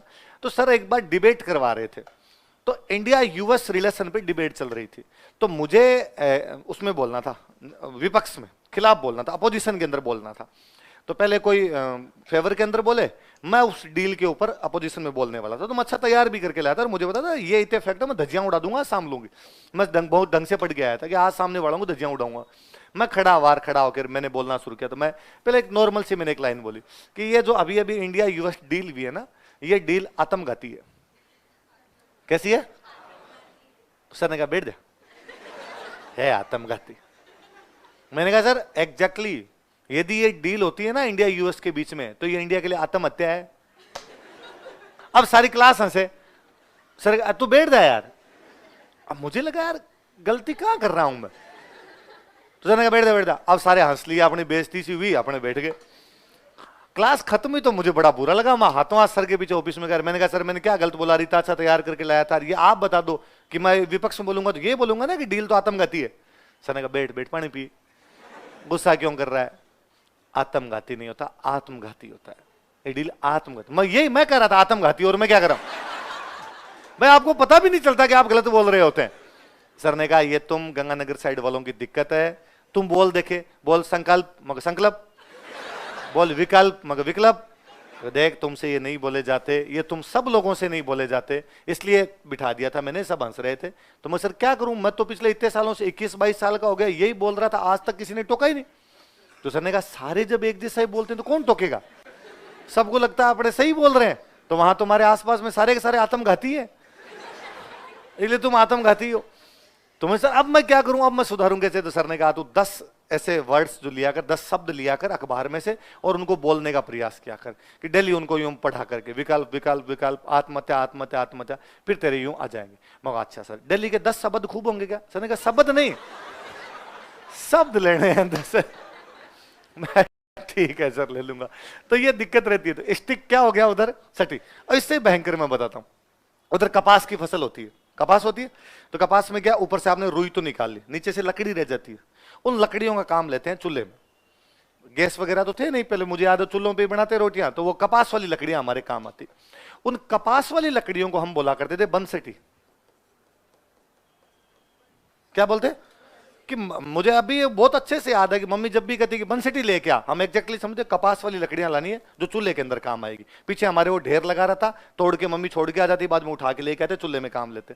अब मैं धीरे धीरे जब बड़ा हो तो मैं सीखा कि अच्छा यार अपने तो अंग्रेजी बोल रहे थे, बर्निंग स्टिक से, जलाने वाली लकड़ियां, बर्निंग स्टिक्स। तो बर्निंग स्टिक्स तो अपने से बोला नहीं गया, बर्निंग स्टिक्स करते करते अपने क्या लिया, बंसटियां लेके आ गए। ये भारत और यूरोप की भाषाएं सेम, और ऐसे सैकड़ों सैकड़ों शब्द है जो अपने मिलते हैं। फ्रेंच लैंग्वेज में नाराज होने को कहते हैं रोसाने। क्या बोलते हैं, अपने टाबर टाबर कहता है मैं रूस गयो, नाराज होने कहते हैं रूसना, वो उसको क्या बोल रहे हैं, रोसाने। सारे शब्द अपने आपस के अंदर मिलते हैं। तो मुझे वो नमस्ते लंदन में अक्षय कुमार का एक डायलॉग बड़ा फर्जी लगता है। अक्षय कुमार उसके अंदर कहता है कि हमारा त्रिकोणमिति तुम्हारा ट्रिग्नोमेट्री बन गया, हमारा भ्रातृ तुम्हारा ब्रदर बन गया, हमारा मातृ तुम्हारा मदर बन गया, हमारा पितृ तुम्हारा फादर बन गया। ना किसी का कुछ नहीं बना, हम एक ही फैक्ट्री की माल है। तो भाई साहब सेम सेम चीजें बोल रहे हैं। मैं और एक सिंपल सा बताऊं, अपने कहते हैं पहले अपने महात्मा होते, पांच पांच पूरी जिंदगी जंगलों के अंदर बैठे रहते, जंगलों में बैठ के तपस्या करते, अपने उनको कहते हैं ऋषि। क्या कहते हैं, जो ऋषि वे लोग थे जो एकांत में बैठ के तपस्या करते, उनको क्या कहा, ऋषि। पश्चिम वाले वेस्ट वाले उन्हीं का रिसर्च, उनका भी तो कोई एक बंदा, भाई अपने वाला बंदा जंगल में बैठ के एकांत में बैठ के ये देख रहा था कि भगवान होता है कि नहीं होता है, मृत्यु के बाद में जीवन होता है कि नहीं होता है, शरीर किससे बना। हमारी रिसर्च ये थी। साउथ वालों ने कहा कि नहीं, लैब में बैठेंगे जाके, सॉरी वेस्ट वालों ने लैब में बैठेंगे और लैब में बैठ के पता लगाएंगे कि भाई ये चीज इससे होगी तो ये बनेगी कि नहीं बनेगी, ये किससे बना, ये किससे बना। तो हम कहते हैं रिसर्च की, अपने ऋषि से उधर क्या बन रहा है या उनके रिसर्च से अपना क्या बन रहा है। तो मुझे ये बड़ा अजीब लगता है जब मैं लिखवाता हूँ कालीबंगा का शाब्दिक अर्थ है काली चूड़ियां। क्या शाब्दिक अर्थ होता है, ये सही, ये भाषा एक जैसी है, एक जैसी भाषा तो शब्द मिलना स्वाभाविक सी बात है, इसके अंदर कोई बड़ी बात है। तो कालीबंगा का शाब्दिक अर्थ क्या है, क्या नाम है, काली चूड़ियां। कालीबंगा घग्गर नदी के किनारे, कौन सी नदी के, लिख लो, यह है घग्गर नदी के किनारे स्थित। और मैं आज नोटिस करना कितनी बार सबलेंडर बोलते हो आप। यह है घग्गर नदी के किनारे स्थित है। It is located near river Ghaggar.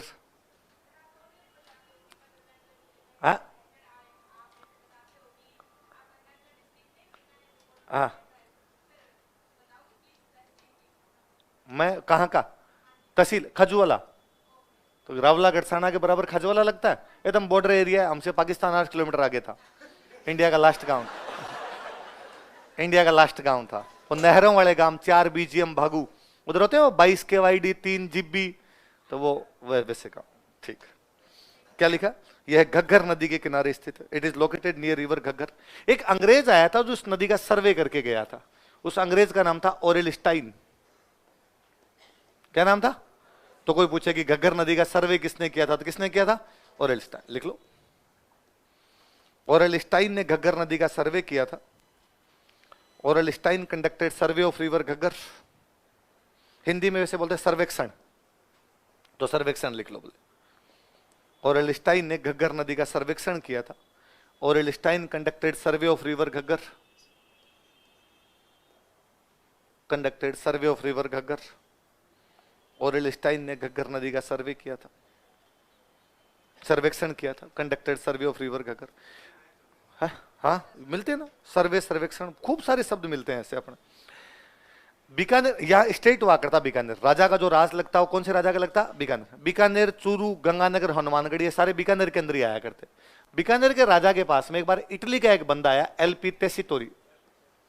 कौन बंदा आया, कहां से, इटली से। कहां से आया, 5 साल अपने ये बीकानेर में रहा था, बीकानेर में मरा था। फर्स्ट वर्ल्ड वॉर वाले टाइम पूरे टाइम ये बीकानेर ही था, 1914 से 1999 तक ये बीकानेर के अंदर ही था। ये बंदा इधर उधर घूमा, तो इसने सबसे पहले आके बीकानेर के राजा को कहा था कि यार तुम्हारा ये जो इलाका ना कालीबंगा के आसपास वाला, ये पुराना है, तुम खुदाई उदाई करवाओ यार। पर राजा ने कहा कि यार खुदाई करवाने से कुछ मिलेगा क्या, यहाँ पे धन वन मिल सकता है कि? उसने कहा धन तो नहीं मिलेगा, इस धन लगेगा उल्टा। तो राजा ने कहा मरने दो, फिर अपने धन लगाएंगे नहीं। तो इस सभ्यता की या कालीबंगा के आसपास की पहली बार किसी आदमी ने जानकारी दी, तो वो कौन था? एलपी तेसीतोरी। कहाँ का था? इटली। कहाँ का था? इटली, इटालियन था। लिखो, एलपी तेसीतोरी ने कालीबंगा की जानकारी दी थी। L P Tessitori gave information about Kalibanga. L P Tessitori ने कालीबंगा की जानकारी दी थी। L P Tessitori gave information about Kalibanga. L P Tessitori ने कालीबंगा की जानकारी दी थी। L P Tessitori gave information about Kalibanga. L P Tessitori ने कालीबंगा क्या दी थी? कालीबंगा। तो कालीबंगा की जानकारी देने वाला बंदा कौन था? एलपी तेसीतोरी। कहाँ का रहने वाला था? अपने आप बीकानेर काम करता। आगे पढ़ेंगे एलपी तेसीतोरी के बारे में, खूब सारी बातें पढ़ेंगे। पर तब राजा ने ध्यान दिया नहीं। एग्जैक्टली आज जो अपने कालीबंगा सेंटर देखते हैं, इसकी खोज यदि किसी आदमी ने की थी तो वो आजादी की बाद में हुई। 1952 के अंदर अपने खोज कर रहे थे अमलानंद घोष। किसने की थी? लिखो, 1952 ईस्वी में, इन 1952 एडी, 1952 ईस्वी में, इन 1952 एडी, अमलानंद घोष ने कालीबंगा की खोज की थी। अमलानंद घोष डिस्कवर्ड कालीबंगा। अमलानंद घोष ने कालीबंगा की खोज की थी। अमलानंद घोष डिस्कवर्ड कालीबंगा। अमलानंद घोष ने कालीबंगा की खोज की थी। फिर सरकार को पता चली गया कि हाँ यार यहां खुदाई करवानी है, तो फिर एक्सकेवेशन करवाया। लिख लो, एक्सकेवेटर, उत्खनन करता। एक तो वही गिलूंड वाले आपके बीबी लाल। बीबी लाल सर अभी एक्सपायर हुए 2-3 महीने पहले। एक बी के थापर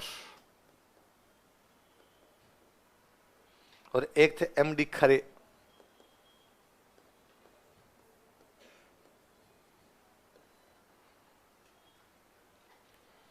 कौन कौन है बताओ देखे? बीबी लाल, बी के थापर, एमडी खरे। दोबारा नाम बताओ देखे? बीबी लाल, बी के थापर। पहली बार जानकारी तो कौन दे रहा था? एलपी तेसीतोरी। डिस्कवरी कौन कर रहा था इसकी? अमलानंद घोष। और उत्खनन कौन कौन कर रहे थे? बीबी लाल, बी के थापर, एमडी खरे। अपने एक इतिहासकार हुए, उन इतिहासकार का नाम है दशरथ शर्मा। क्या नाम है?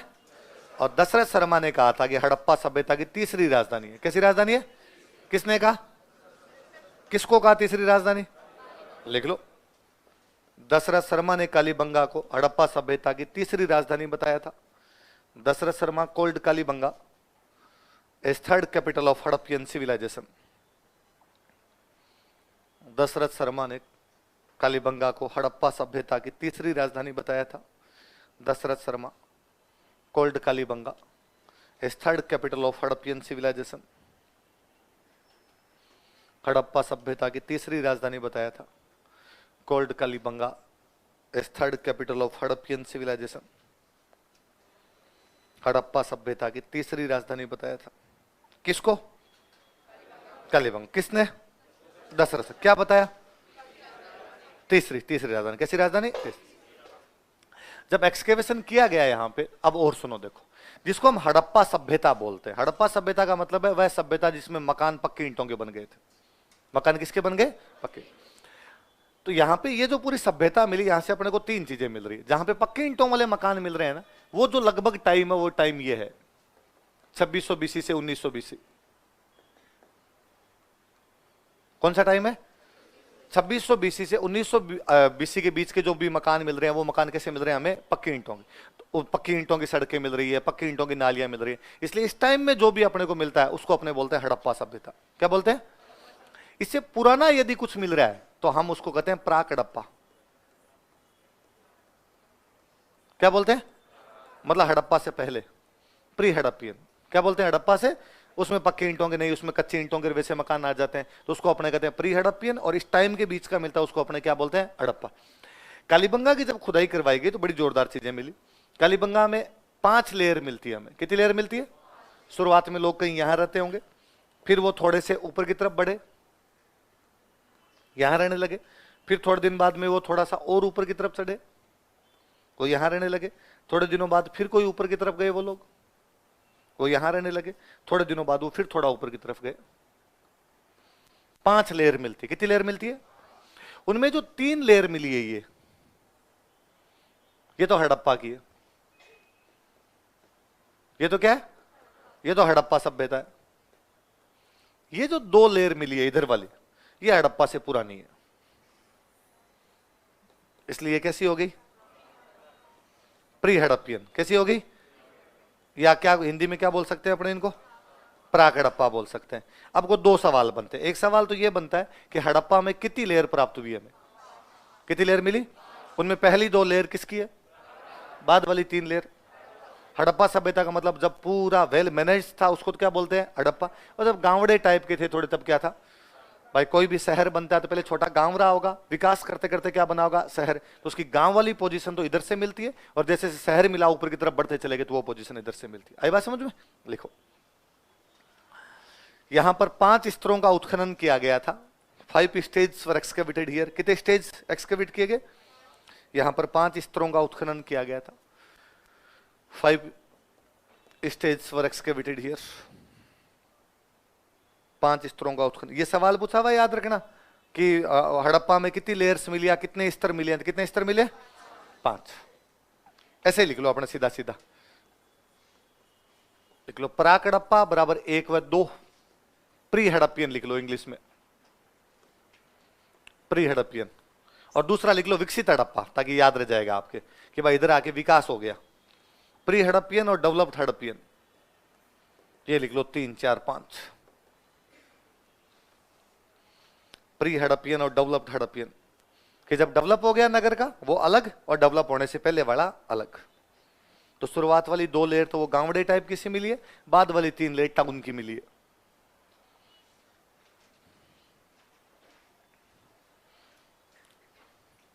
आ गया समझ में?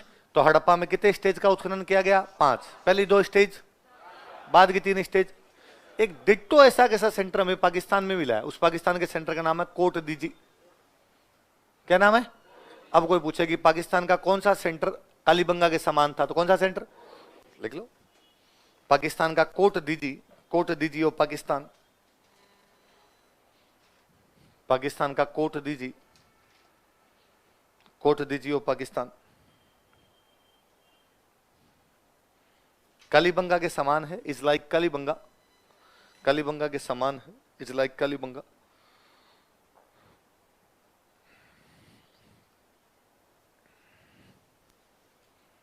किसके समान है? और सुनाऊं, देखो जो नगर वाली पोजीशन मिली है, जो सिटी वाली 3 4 5 वाली जो पोजीशन मिली है, ये नगर वाली जितनी टाउन वाली जो भी पोजीशन जहां से भी मिली है हड़प्पा में, वो 2 पार्ट में बंटी हुई है। उसका वेस्टर्न पार्ट अलग है, उसका ईस्टर्न पार्ट अलग है। वेस्टर्न पार्ट ऊपर बना हुआ है, ईस्टर्न पार्ट क्या बना हुआ है? उसका नीचा। पूर्वी भाग नीचे बना हुआ है और जो पश्चिमी भाग है वो क्या बना हुआ है? ऊपर। ये जो पश्चिमी भाग है इसको बोलते हैं दुर्ग। क्या बोलते हैं? सिटाडेल। जितनी भी गवर्नमेंट की बिल्डिंग्स मिली है वो सारी इसी में है। एडमिनिस्ट्रेटिव बिल्डिंग्स जो भी मिली है वो सारी की सारी किसमें मिली है? दुर्ग। सुनना एक बार, बाद में उतारेंगे। ये जो ये इधर वाला मिला इसको बोलते हैं निचला नगर। क्या बोलते हैं? Lower town. डाउन टाउन का दो या लोअर टाउन का दो। तो कोई भी नगर, हड़प्पा, मोहनजोदड़ो, जितने भी मिले वो 2 भागों में बंटे हुए। एक भाग कौन सा? उसका पश्चिम। एक भाग कौन सा है? पूर्व। ऊपर कौन सा बना हुआ है? पश्चिम। इसको क्या बोलते हैं? इसमें क्या बने हुए? Administrative building. राजा रहता होगा, मंत्री रहते हो, मतलब यहाँ के मकान बड़े बड़े हैं। इधर जो नीचे वाला मिला उसको क्या बोलते हैं? निचला नगर। यहाँ पे मकान छोटे छोटे, इसका जनता रहती होगी। आप यूं मान लो कि वेस्टर्न पार्ट जो सिविल लाइन से और वेस्टर्न पार्ट है वो अपना अजमेर बाईपास है। अभी भी तो अलग अलग है। मुख्यमंत्री, राज्यपाल, मंत्री, ये तो सारे सिविल लाइन्स बैठे हैं। यहां तो आप और मैं, पीजी तो इधर खुले में। सिविल लाइन्स में पीजी थोड़ी मिल जाए, नहीं है ना, क्योंकि वहां मंत्रियों के बंगले हैं, बड़े बड़े अधिकारियों के बंगले मिलेंगे। मतलब प्रशासनिक भवन आज भी उस साइड के अंदर अलग है। किसी भी शहर में प्रशासनिक भवन अलग होते हैं और जो कॉमन पीपल होते हैं उनकी रहने की जगह अलग होती है। तो हड़प्पा के शहर 2 भागों में बंटे हुए थे। एक भाग उसका वेस्टर्न पार्ट था, एक भाग कौन सा था? Eastern part. वेस्टर्न पार्ट को क्या बोलते? सिटाडेल। इसको क्या बोला करते? Lower town. जनता किधर रहती थी? लोअर टाउन में। और सारे राजा महाराजा टाइप के लोग किधर रहते? सिटाडेल। लेकिन दोनों की 4 दीवारियां अलग अलग है। इसका रैम पार्ट अलग, इसका रैम पार्ट अलग। परकोटा, चार दीवारी को क्या बोलते हैं? रैम पार्ट का दो या परकोटा का दो। तो मुझे याद है एक बार ये भी सवाल था कि कोई वो फॉल्स और ट्रू वाले क्वेश्चन थे, उनके अंदर लिखा हुआ था कि कालीबंगा के दोनों भाग अलग अलग चार दीवारी से घिरे हुए थे। ट्रू है या फॉल्स है? ट्रू है, लिखो। कालीबंगा दो भागों में विभाजित था। Kalibanga was divided in two parts. Kalibanga दो भागों में विभाजित था। Kalibanga was divided in two parts. A और बी लगा के लिखेंगे। पहले लिखो ए, ए लगा के आगे लिखो पश्चिमी भाग, वेस्टर्न पार्ट, पश्चिमी भाग, वेस्टर्न पार्ट, बराबर लिखो दुर्ग, इंग्लिश में लिखो सिटाडेल, बराबर लिखो दुर्ग, इंग्लिश में लिख लो सिटाडेल, और उसके कोष्टक में लिखो प्रशासनिक भवन, एडमिनिस्ट्रेटिव बिल्डिंग्स, प्रशासनिक भवन, एडमिनिस्ट्रेटिव बिल्डिंग्स, प्रशासनिक भवन, एडमिनिस्ट्रेटिव बिल्डिंग्स। अब बी लिखो पूर्वी भाग, ईस्टर्न पार्ट, पूर्वी भाग, ईस्टर्न पार्ट,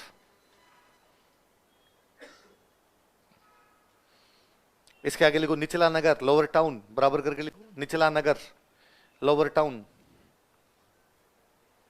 निचला नगर, लोअर टाउन। कोष्टक में लिखो जन सामान्य के भवन या जन सामान्य के मकान, house of common people, house of common people, जन सामान्य के मकान, हाउस ऑफ कॉमन पीपल। तो कौन कौन से दो भाग है? एक है दुर्ग, एक कौन सा है? निचला।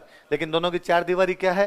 अलग अलग। लिखो अलग से नीचे एक लाइन लिखो, दोनों भाग अलग अलग परकोटे से घिरे हुए थे। Both parts were covered by different RAM parts. दोनों भाग अलग अलग चार दीवारी से घिरे हुए थे। Both parts were covered by different RAM parts. Both parts were covered by different RAM parts. दोनों भाग अलग अलग चार दीवारी से घिरे हुए थे। Both parts were covered by different RAM parts. याद रह जाएंगे? अब लिखो साक्ष्य, एविडेंसेस, क्या क्या एविडेंस मिलते हैं आपको यहां से।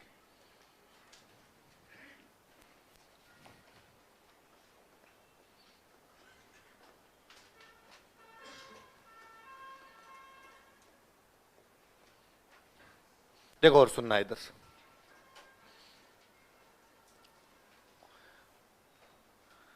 इसका ये जो पार्ट मिला गांव वाला, ये दो पार्ट मिले, एक तो ये प्राक हड़प्पा मिला, एक अपने कौन सा मिला? विकसित हड़प्पा। मुझे यूं थोड़ा सा दिमाग लगा के बताओ, इसमें खेती होती होगी तो किधर होती होगी? इधर प्राक हड़प्पा गांव साइड में होगी, शहरों में तो खेती नहीं। तो इधर वाली साइड से अपने को खेत मिला है बाकायदा पूरा। वो खेत मिला है इधर साउथ ईस्ट से। कहां से मिला है? इसकी भी जो साउथ ईस्ट साइड है वहां से खेत है, खेत में हल चला हुआ बाकायदा, जुता हुआ खेत। कैसा खेत प्राप्त होता है? अब लिखो एक नंबर लगा के लिखो जुता हुआ खेत, प्लग्ड फार्म,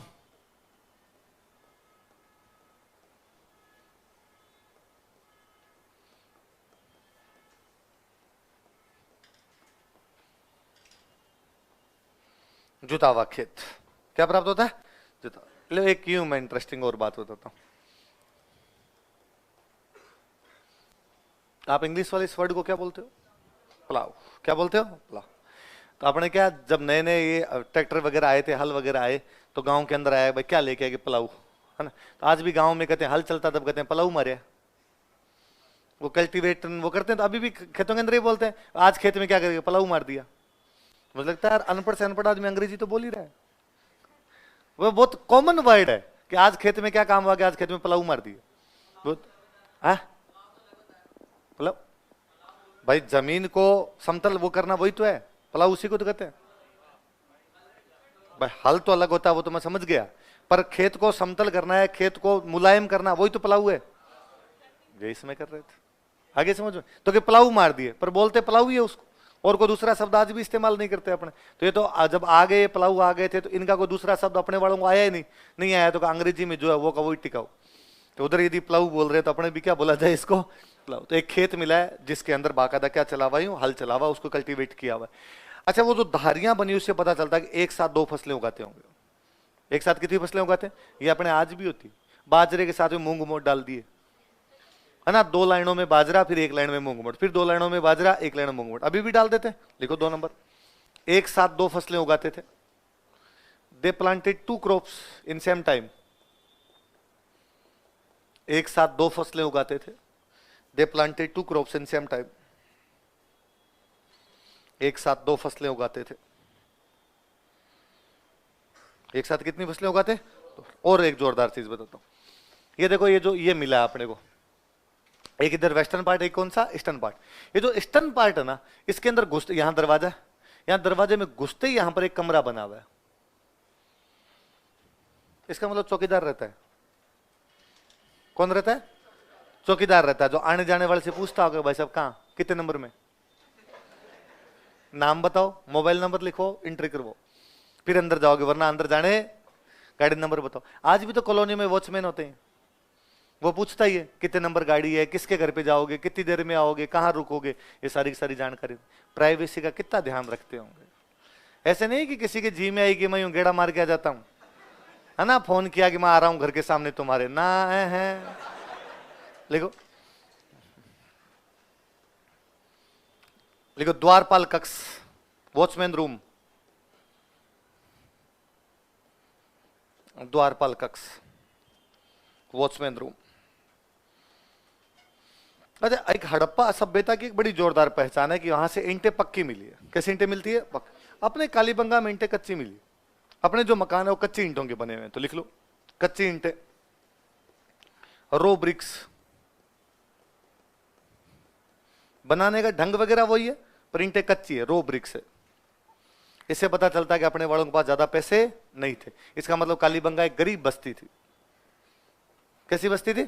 लिख लो आगे, कालीबंगा एक गरीब बस्ती थी। कालीबंगा वो जो पुअर कॉलोनी या डिप्राइव कॉलोनी, कालीबंगा एक गरीब बस्ती थी। कालीबंगा वो जो डिप्राइव कॉलोनी, कि बाकी लोगों के पास जितने पैसे थे उतने अपने पास में नहीं थे।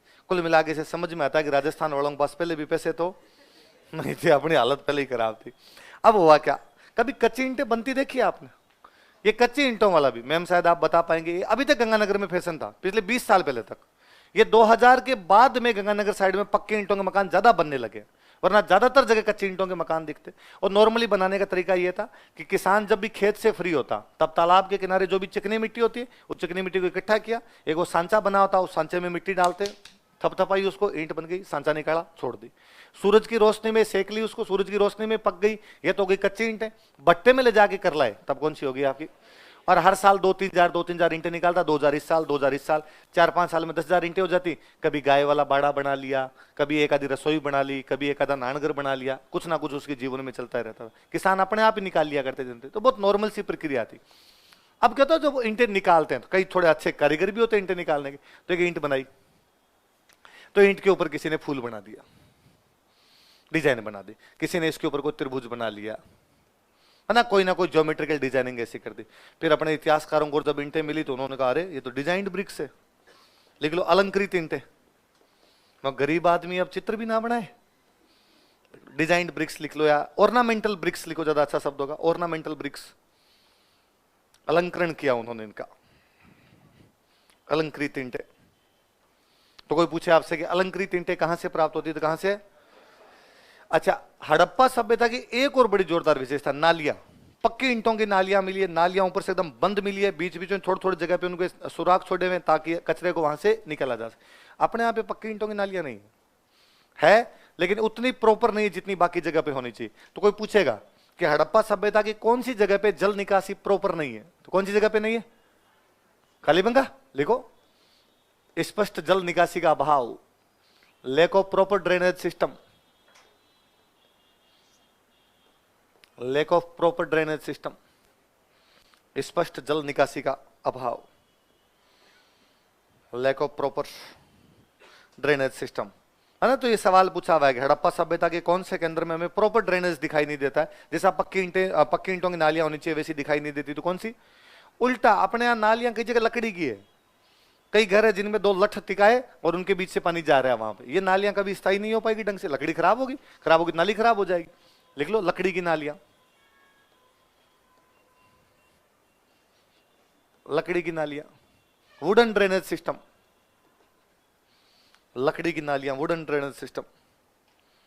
तो पूछे कि वुडन ड्रेनेज हमें कहां पर मिलता है, तो कहां पर मिलता है? कालीबंगा से मिलता। कल मैं एक चीज बता रहा था कि मनुष्य ने सबसे पहले जब धार्मिक स्थिति प्राप्त की तो उसने बनाने शुरू किए अग्निकुंड। क्या बनाने शुरू किए? कल बताया था, फायर आल्टर बनाने शुरू कर दिया। यहां से हमें 7 अग्निकुंड मिलते हैं। कितने अग्निकुंड? लिख लो, 7 अग्निकुंड, 7 फायर अल्टर,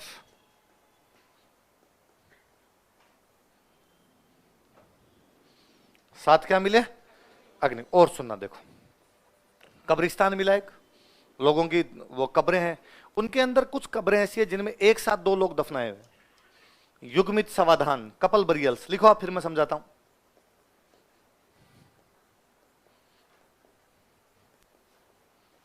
युग्मित समाधान, कपल बरियल्स। युग्म, युग्म, युग्म का मतलब जोड़ा, जोड़े के अंदर सब। युग्मित समाधान, कपल बरियल्स। क्या क्या बताते हैं हमें कपल बरियल्स? कपल बरियल्स ये बताते हैं कि हो सकता है कोरोना जैसी महामारी आई हो, खूब सारे लोग मर गए हों, एक साथ में 2 लोग मर गए। अब क्या किया जाए? तो कहा 2 लोगों की कब्रें अलग अलग थोड़ी खोदो, एक कब्र खोदी, उसमें दोनों को दफना के आगे। ऐसा भी हो सकता है कि कब्रिस्तान में जगह कम पड़ने लग गई हो। जगह कम पड़ने लग गई तो उन्होंने पहली बार खड्डा खोदा तो एक आदमी दफना दिया, थोड़ी जगह बच गई, तो बच गई तो उन्होंने कहा पूरा बंद मत करो, ये जगह रख दो, अगली बार आएंगे तो इसके बराबर ही लिटा देंगे यहीं पे, ताकि थोड़ी जगह अपने बच जाएगी। जगह बचाने का तरीका होता होगा। यह भी हो सकता है कि सती प्रथा जैसा कुछ रहा हो। भाई सती प्रथा भी तो थी कि पति के साथ में पत्नी सती हो जाएगी, तो वैसा कुछ रहा होगा। वैसा कुछ रहा तो बहुत भयंकर स्थिति है भाई साहब। क्योंकि ऐसा कहा जाता है कि सती प्रथा का मतलब यह था कि पुरुषों की समाज में चलने लगी, पुरुष प्रधान समाज हो गया, तो पुरुष प्रधान समाज में कहा गया, पेट्रियार्कल सोसाइटी हो गई, और उसमें कहा गया कि भाई पति मरेगा तो पत्नी को उसके साथ में क्या होना पड़ेगा? सती। पर सिंधु घटी सभ्यता के लिए कहते हैं कि महिला प्रधान थी। कैसी थी? इसका मतलब पत्नी मरी होगी। आदमी को बापड़े को झिंटे पकड़ के लाए होंगे, सत्ता किया होगा यहां पे भाई, फिर तो सती नहीं सत्ता हुआ होगा आदमी। मेरा कलेजा कांप जाता है अंदर से। या अल्लाह, उस टाइम अपने नहीं रहे होंगे, वरना जबरदस्त पढ़ यहाँ पे आगे लुगाई मरे, तुम मरेगा अब 7 का 7 में से। तो किसके साक्ष्य मिले हैं? कालीबंगा या पूरी हड़प्पा सभ्यता के बारे में सबसे नेगेटिव पॉइंट अपने पास ये है कि ये जो लिख के गए थे हम पढ़ नहीं पाए। इन्होंने क्या लिखा था उस बारे में हम पढ़ नहीं पाए, तो हमें पता ही नहीं कि एग्जैक्टली ये सिचुएशन कैसी लिखा है। उन्होंने खूब लिखा है, जब तक हम पढ़ नहीं पाते तब तक हमें ये सोचना ही पड़ेगा कि ऐसा भी हो सकता है, ऐसा भी हो सकता है, ऐसा भी हो सकता है। जब पढ़ लेंगे तब हमें एग्जैक्टली पता चलेगा कि सती करके गए थे, कोरोना आया था और कुछ हुआ था। अच्छा, वो कब्रिस्तान में जो मिली है, ऐसी चीजें मिली है, वहां से खोपड़ी मिली है जिसमें 6 छेद है। कितने छेद है? लिखो, 6 छेद वाली खोपड़ी। स्कल विद 6 होल्स, 6 छेद वाली खोपड़ी। स्कल विद 6 होल्स, 6 छेद वाली खोपड़ी। ये क्या बताती है? 2 तरफ इशारा करती है। सुनना देखो, एक तो एक कई बार ना, कई बार आदमी गांव में बुखार चढ़ती है और बुखार में मर जाता है, तो गांव में कहते हैं भाई बुखार में कैसे डेथ हो गई? कि दिमाग में चढ़ गई। कहां चढ़ गई थी? तो माथे में बुखार चढ़ गई थी, इसलिए बंदे की डेथ हो गई। होता क्या, वास्तव में मस्तिष्क में सूजन आती है, वो जो बुखार चढ़ती है तो सूज जाता है दिमाग, और सूजन की वजह से यदि प्रॉपर आप ट्रीटमेंट नहीं लो तो डेथ हो जाती है। उसका ट्रीटमेंट ये है कि बाकायदा छेद निकाले जाते हैं ताकि वो जो सूजन है उसको बाहर निकाल दिया जाए। मस्तिष्क ज्वर या मस्तिष्क शोथ बोलते हैं। क्या बोलते हैं इसको?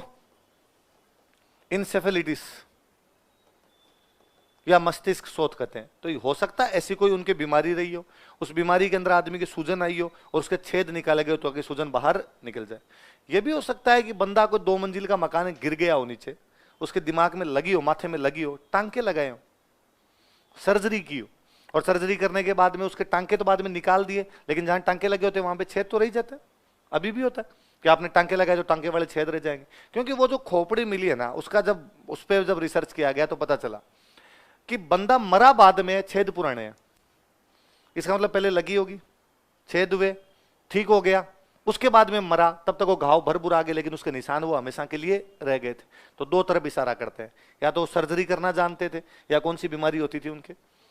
मस्तिष्क की सोथ। नाम लो, बोलो दे क्या नाम है, या किसकी जानकारी, सर्जरी। इसके आगे डेस्क लगा के लिखो,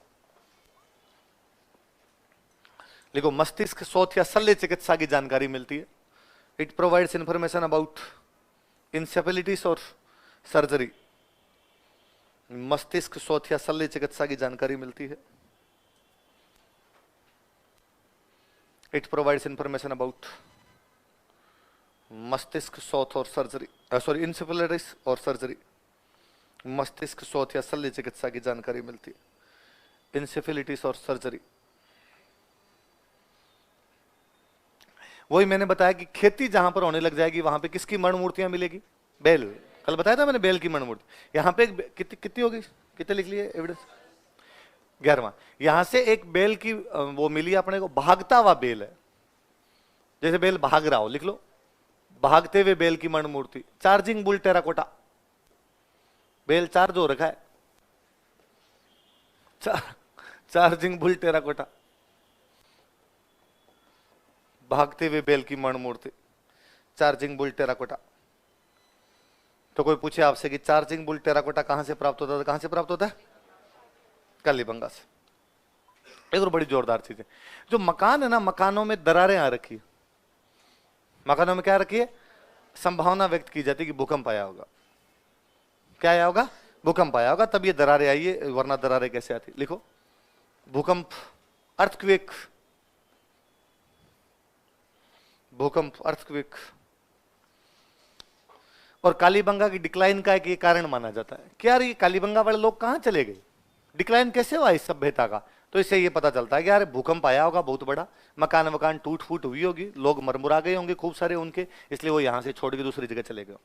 उन्होंने जगह ही छोड़ दी होगी कि नहीं यार यहाँ पे भूकंप आते हैं। तो कालीबंगा की डिक्लाइन का कारण क्या माना जाता है, भूकंप। किस वजह से, कैसे पता चलता है भूकंप आया होगा, मकानों में क्या मिली है। हालांकि मुझे बड़ा अजीब लगता है कि यार ऐसा निष्कर्ष कैसे निकाल लिया, कंक्लूजन कैसे निकाल लिया।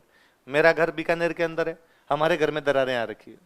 मैंने पूछा पापा से एक बार कि पापा ये दरारें कैसे आ गई, पापा ने कहा तराई कम की थी। क्या कम की थी, तराई कम की थी। और मैं आज भी देखता हूं कि घर में जब भी कोई मकान बनता तो पापा और दादाजी टाइप के जितने आदमी थे वो सारे दिन एक ही काम करते हैं, पाइप लेके सारे दिन लगे रहते हैं, तराई तराई करो, है ना, टापरों पानी डालो पानी डालो।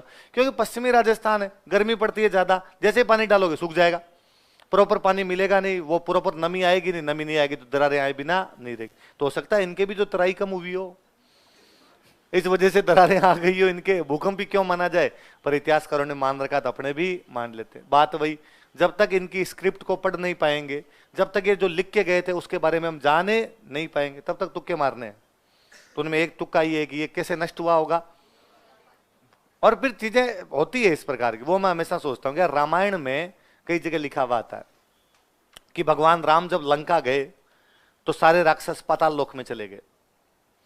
भगवान राम जब लंका गए तो उनके डर से सारे राक्षस कहां चले गए, पाताल। अब मैं इस सेंटेंस को आज के हिसाब से बता दूं कि पुलिस के डर से सभी अपराधी भूमिगत हो गए। पुलिस के डर से सारे अपराधी क्या हो गए।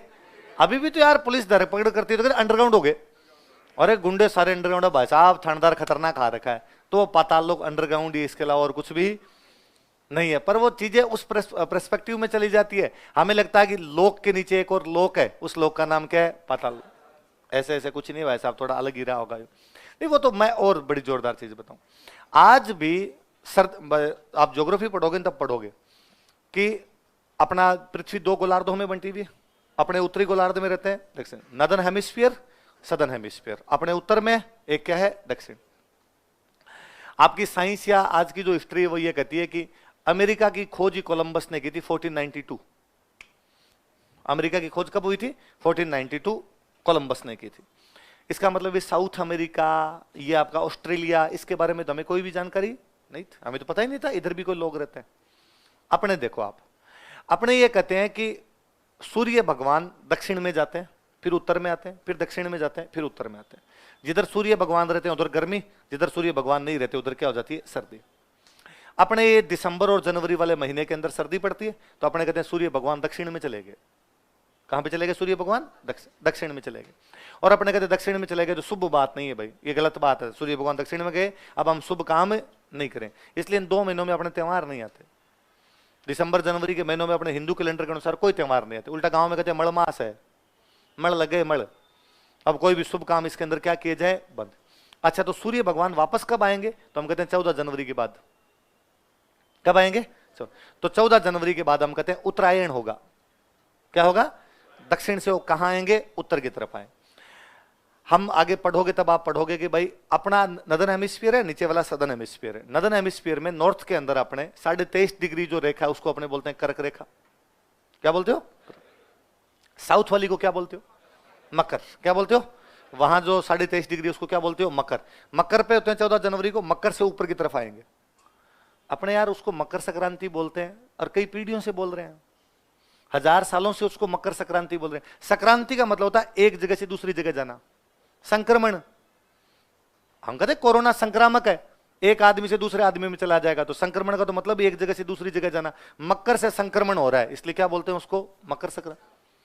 आज नहीं, 10,000 साल से हम उसको मकर संक्रांति बोल रहे होंगे। इसका मतलब अपने डोकरों को पता था कि नीचे वाली मकर है, मतलब पता था ना उनको मकर है, उन्होंने करक संक्रांति तो नहीं कहा। तो मकर संक्रांति क्यों कहा कि नीचे वाली रेखा कौन सी है? मकर रेखा। और इससे भी बड़ी बात, उनको पता था कि नीचे गोलार्ध है, क्योंकि बाकी दुनिया की खोज तो बाद में हुई है, पर वो जान रहे थे कि यार नीचे भी है। तो मुझे लगता है जब वो ये कहते हैं ना अपने ग्रंथों में कि पाताल लोक है, वो साउथ अमेरिका की बात कर रहे हैं। किसकी बात कर रहे हैं? कि पाताल लोक में चले गए, इसका मतलब कहां चले गए? साउथ अमेरिका साइड के अंदर। तो अपने एक वर्णन है कि अर्जुन पाताल लोक में तपस्या करने के लिए गया।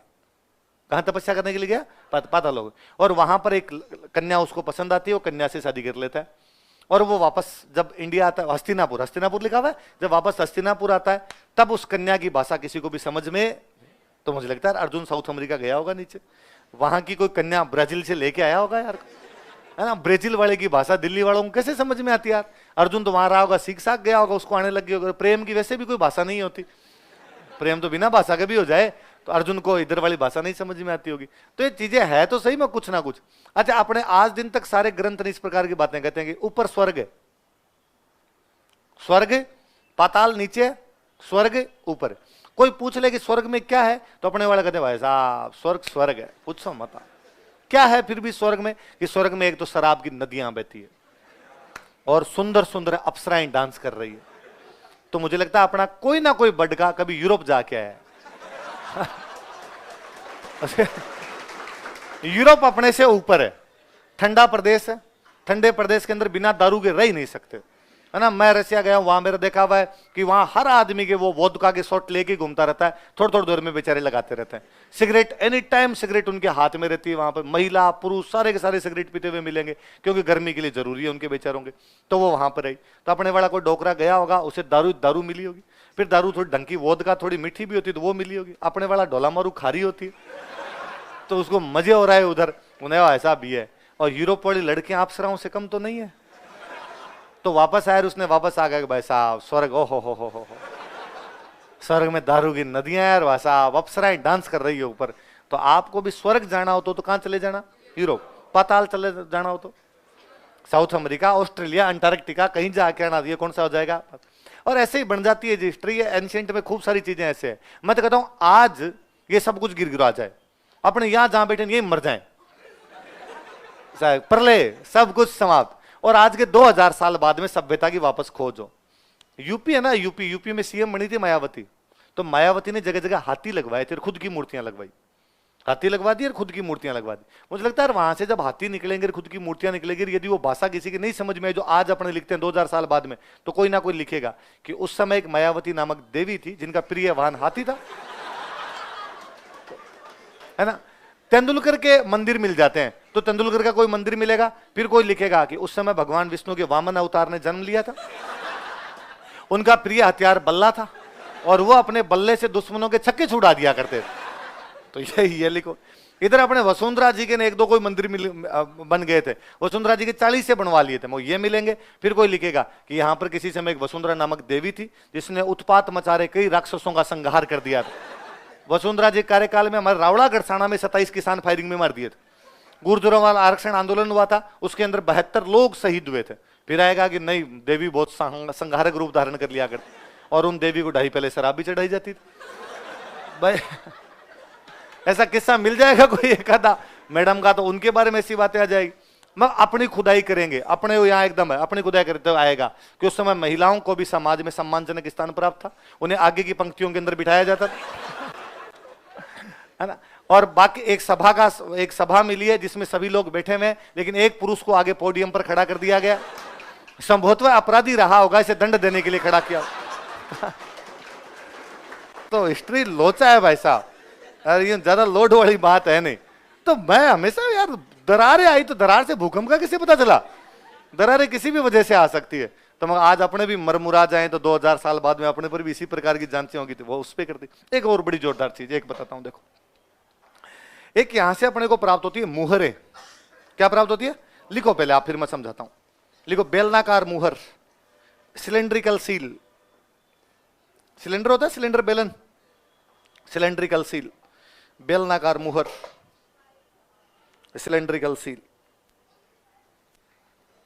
जो मैं एक बताता हूं, आप आरएस लग जाओगे, आप आरएस लग जाओगे तो आपके पास कोई बंदा आया, या आपका जो भी पियोन होगा आगे, आपका जो भी अधीनस्थ होगा वो आएगा आपके पास कि सर ये डॉक्यूमेंट पे साइन कर दो।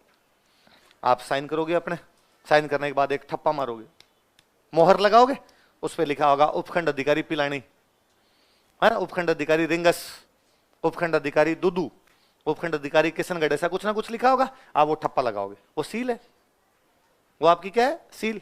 हिंदी में अपने बोलते हैं मोहर। क्या बोलते हैं? मोहर। तो आज तो मोहर आपने एक ठप्पा बना लिया, उस ठप्पे को आप स्याही में डुबोगे, कहीं मार दोगे तो छप जाएगा। पहले ये तकनीक उनके पास थी नहीं, तो उन्होंने एक बड़ी जोरदार तकनीक निकाली।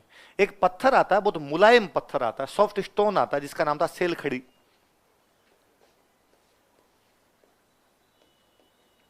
क्या नाम था? वो एक सॉफ्ट स्टोन लिया, सेल खड़ी लिया, और इस सेल खड़ी की उन्होंने छोटी छोटी ऐसी मुहरें बनाई, गोल बना दी, स्क्वायर बना दी, रेक्टेंगल फॉर्म के अंदर बना दी। और ये जो भी मोहर बनाई, इसके ऊपर उन्होंने दो चीजें लिखी। मान लो स्प्रिंग बोर्ड की मोहर है, तो उन्होंने एक तो नाम लिख दिया स्प्रिंग बोर्ड, जो भी उनको स्प्रिंग बोर्ड लिखना था वो लिख दिया। नीचे उन्होंने स्प्रिंग बोर्ड का लोगो बना दिया कि स्प्रिंग बना के उसके अंदर रख दी। अब मान लो स्प्रिंग बोर्ड नोट्स बेचने का काम करता है, तो एक जोधपुर में कोई एक बंदा है, उस बंदे ने नोट्स मंगवाया कि स्प्रिंग बोर्ड अपने नोट्स बेच दे। स्प्रिंग बोर्ड ने अपने नोट्स एक बोरी में पैक की, बोरी में पैक करने के बाद में उसके ऊपर ये जो स्टोन का बना हुआ ये जो पत्थर था, इस पत्थर को चिपका दिया। अब उसके पास पहुंची, अगले बंदे के पास पहुंची, अगले बंदे के पास पहुंची, वैसे की वैसी चिपकाई हुई है जैसे हमने यहां से भेजी थी। इसका मतलब माल किसी ने बीच में निकाला, क्वालिटी वो की वो है जो जयपुर से भेजी गई। अब मान लो वो जो जोधपुर वाला बंदा है, उसने 10 अलग अलग दुकानों से सामान मंगवाए। उसने तो आरएस के नोट्स भी मंगवाए, फर्स्ट ग्रेड के नोट्स भी मंगवाए, उसने तो थर्ड ग्रेड के नोट्स भी मंगवाए, उसने तो पीटीआई के नोट्स भी मंगवाए। तो अलग अलग कोचिंग से मंगवाए, अलग अलग दुकानों से मंगवाए। अब उसे क्या पता स्प्रिंग बोर्ड वाले कौन से है, दूसरे कौन से है? यदि वो पढ़ा लिखा है तब तो नाम पढ़ ले, यदि वो पढ़ा लिखा नहीं है तो लोगो देख ले। हर कंपनी का एक लोगो था, हर कंपनी का एक क्या था? नाम था। हम पढ़ नहीं पाए, पर दोनों चीजें अलग अलग दिख रही है, लोगो अलग दिख रहा है, नाम उनका क्या दिख रहा है? अलग। ये उस सेल खड़ी के पत्थर पर बनाई जाती, इनको बोलते मुहर। क्या बोलते? ये जो सील या मुहर थी, ये दो जानकारियां देती है। एक तो ये बताती है क्वालिटी सही है या नहीं, दूसरा ये बताती है कि ओनर कौन है, ये जो सामान भेजा गया इसका ओनर। भारत में हड़प्पा सिविलाइजेशन की जितनी भी सील मिली है, वो या तो स्क्वायर है, गोल है, या वो रेक्टेंगल है, आयताकार है, या वो स्क्वायर के अंदर मिली है। ये अपने को सिलेंड्रिकल मिल गई। तो क्या सिलेंड्रिकल तो इंडिया में होती नहीं थी, ये कहां से आई? फिर पता चला कि इसे सिलेंड्रिकल सील मिलती थी मेसोपोटामिया। कहां मिलती थी? मेसोपोटामिया मतलब इराक। आज का जो इराक है, इसको उस टाइम क्या बोला करते थे? मेसोपोटामिया। इसका मतलब मेसोपोटामिया वालों का कालीबंगा से रिलेशन है। मेसोपोटामिया वाले सामान कालीबंगा बेचते होंगे, कालीबंगा वाला अपना सामान कहां बेचते हैं? मेसोपोटामिया। तो कालीबंगा से बेलनाकार मुहर या सिलेंड्रिकल सील का प्राप्त होना कौन सी सभ्यता के साथ में कॉन्टेक्ट बताता है? लिखो इसके आगे, इसे मेसोपोटामिया सभ्यता की जानकारी मिलती है। It provides information about Mesopotamian civilisation.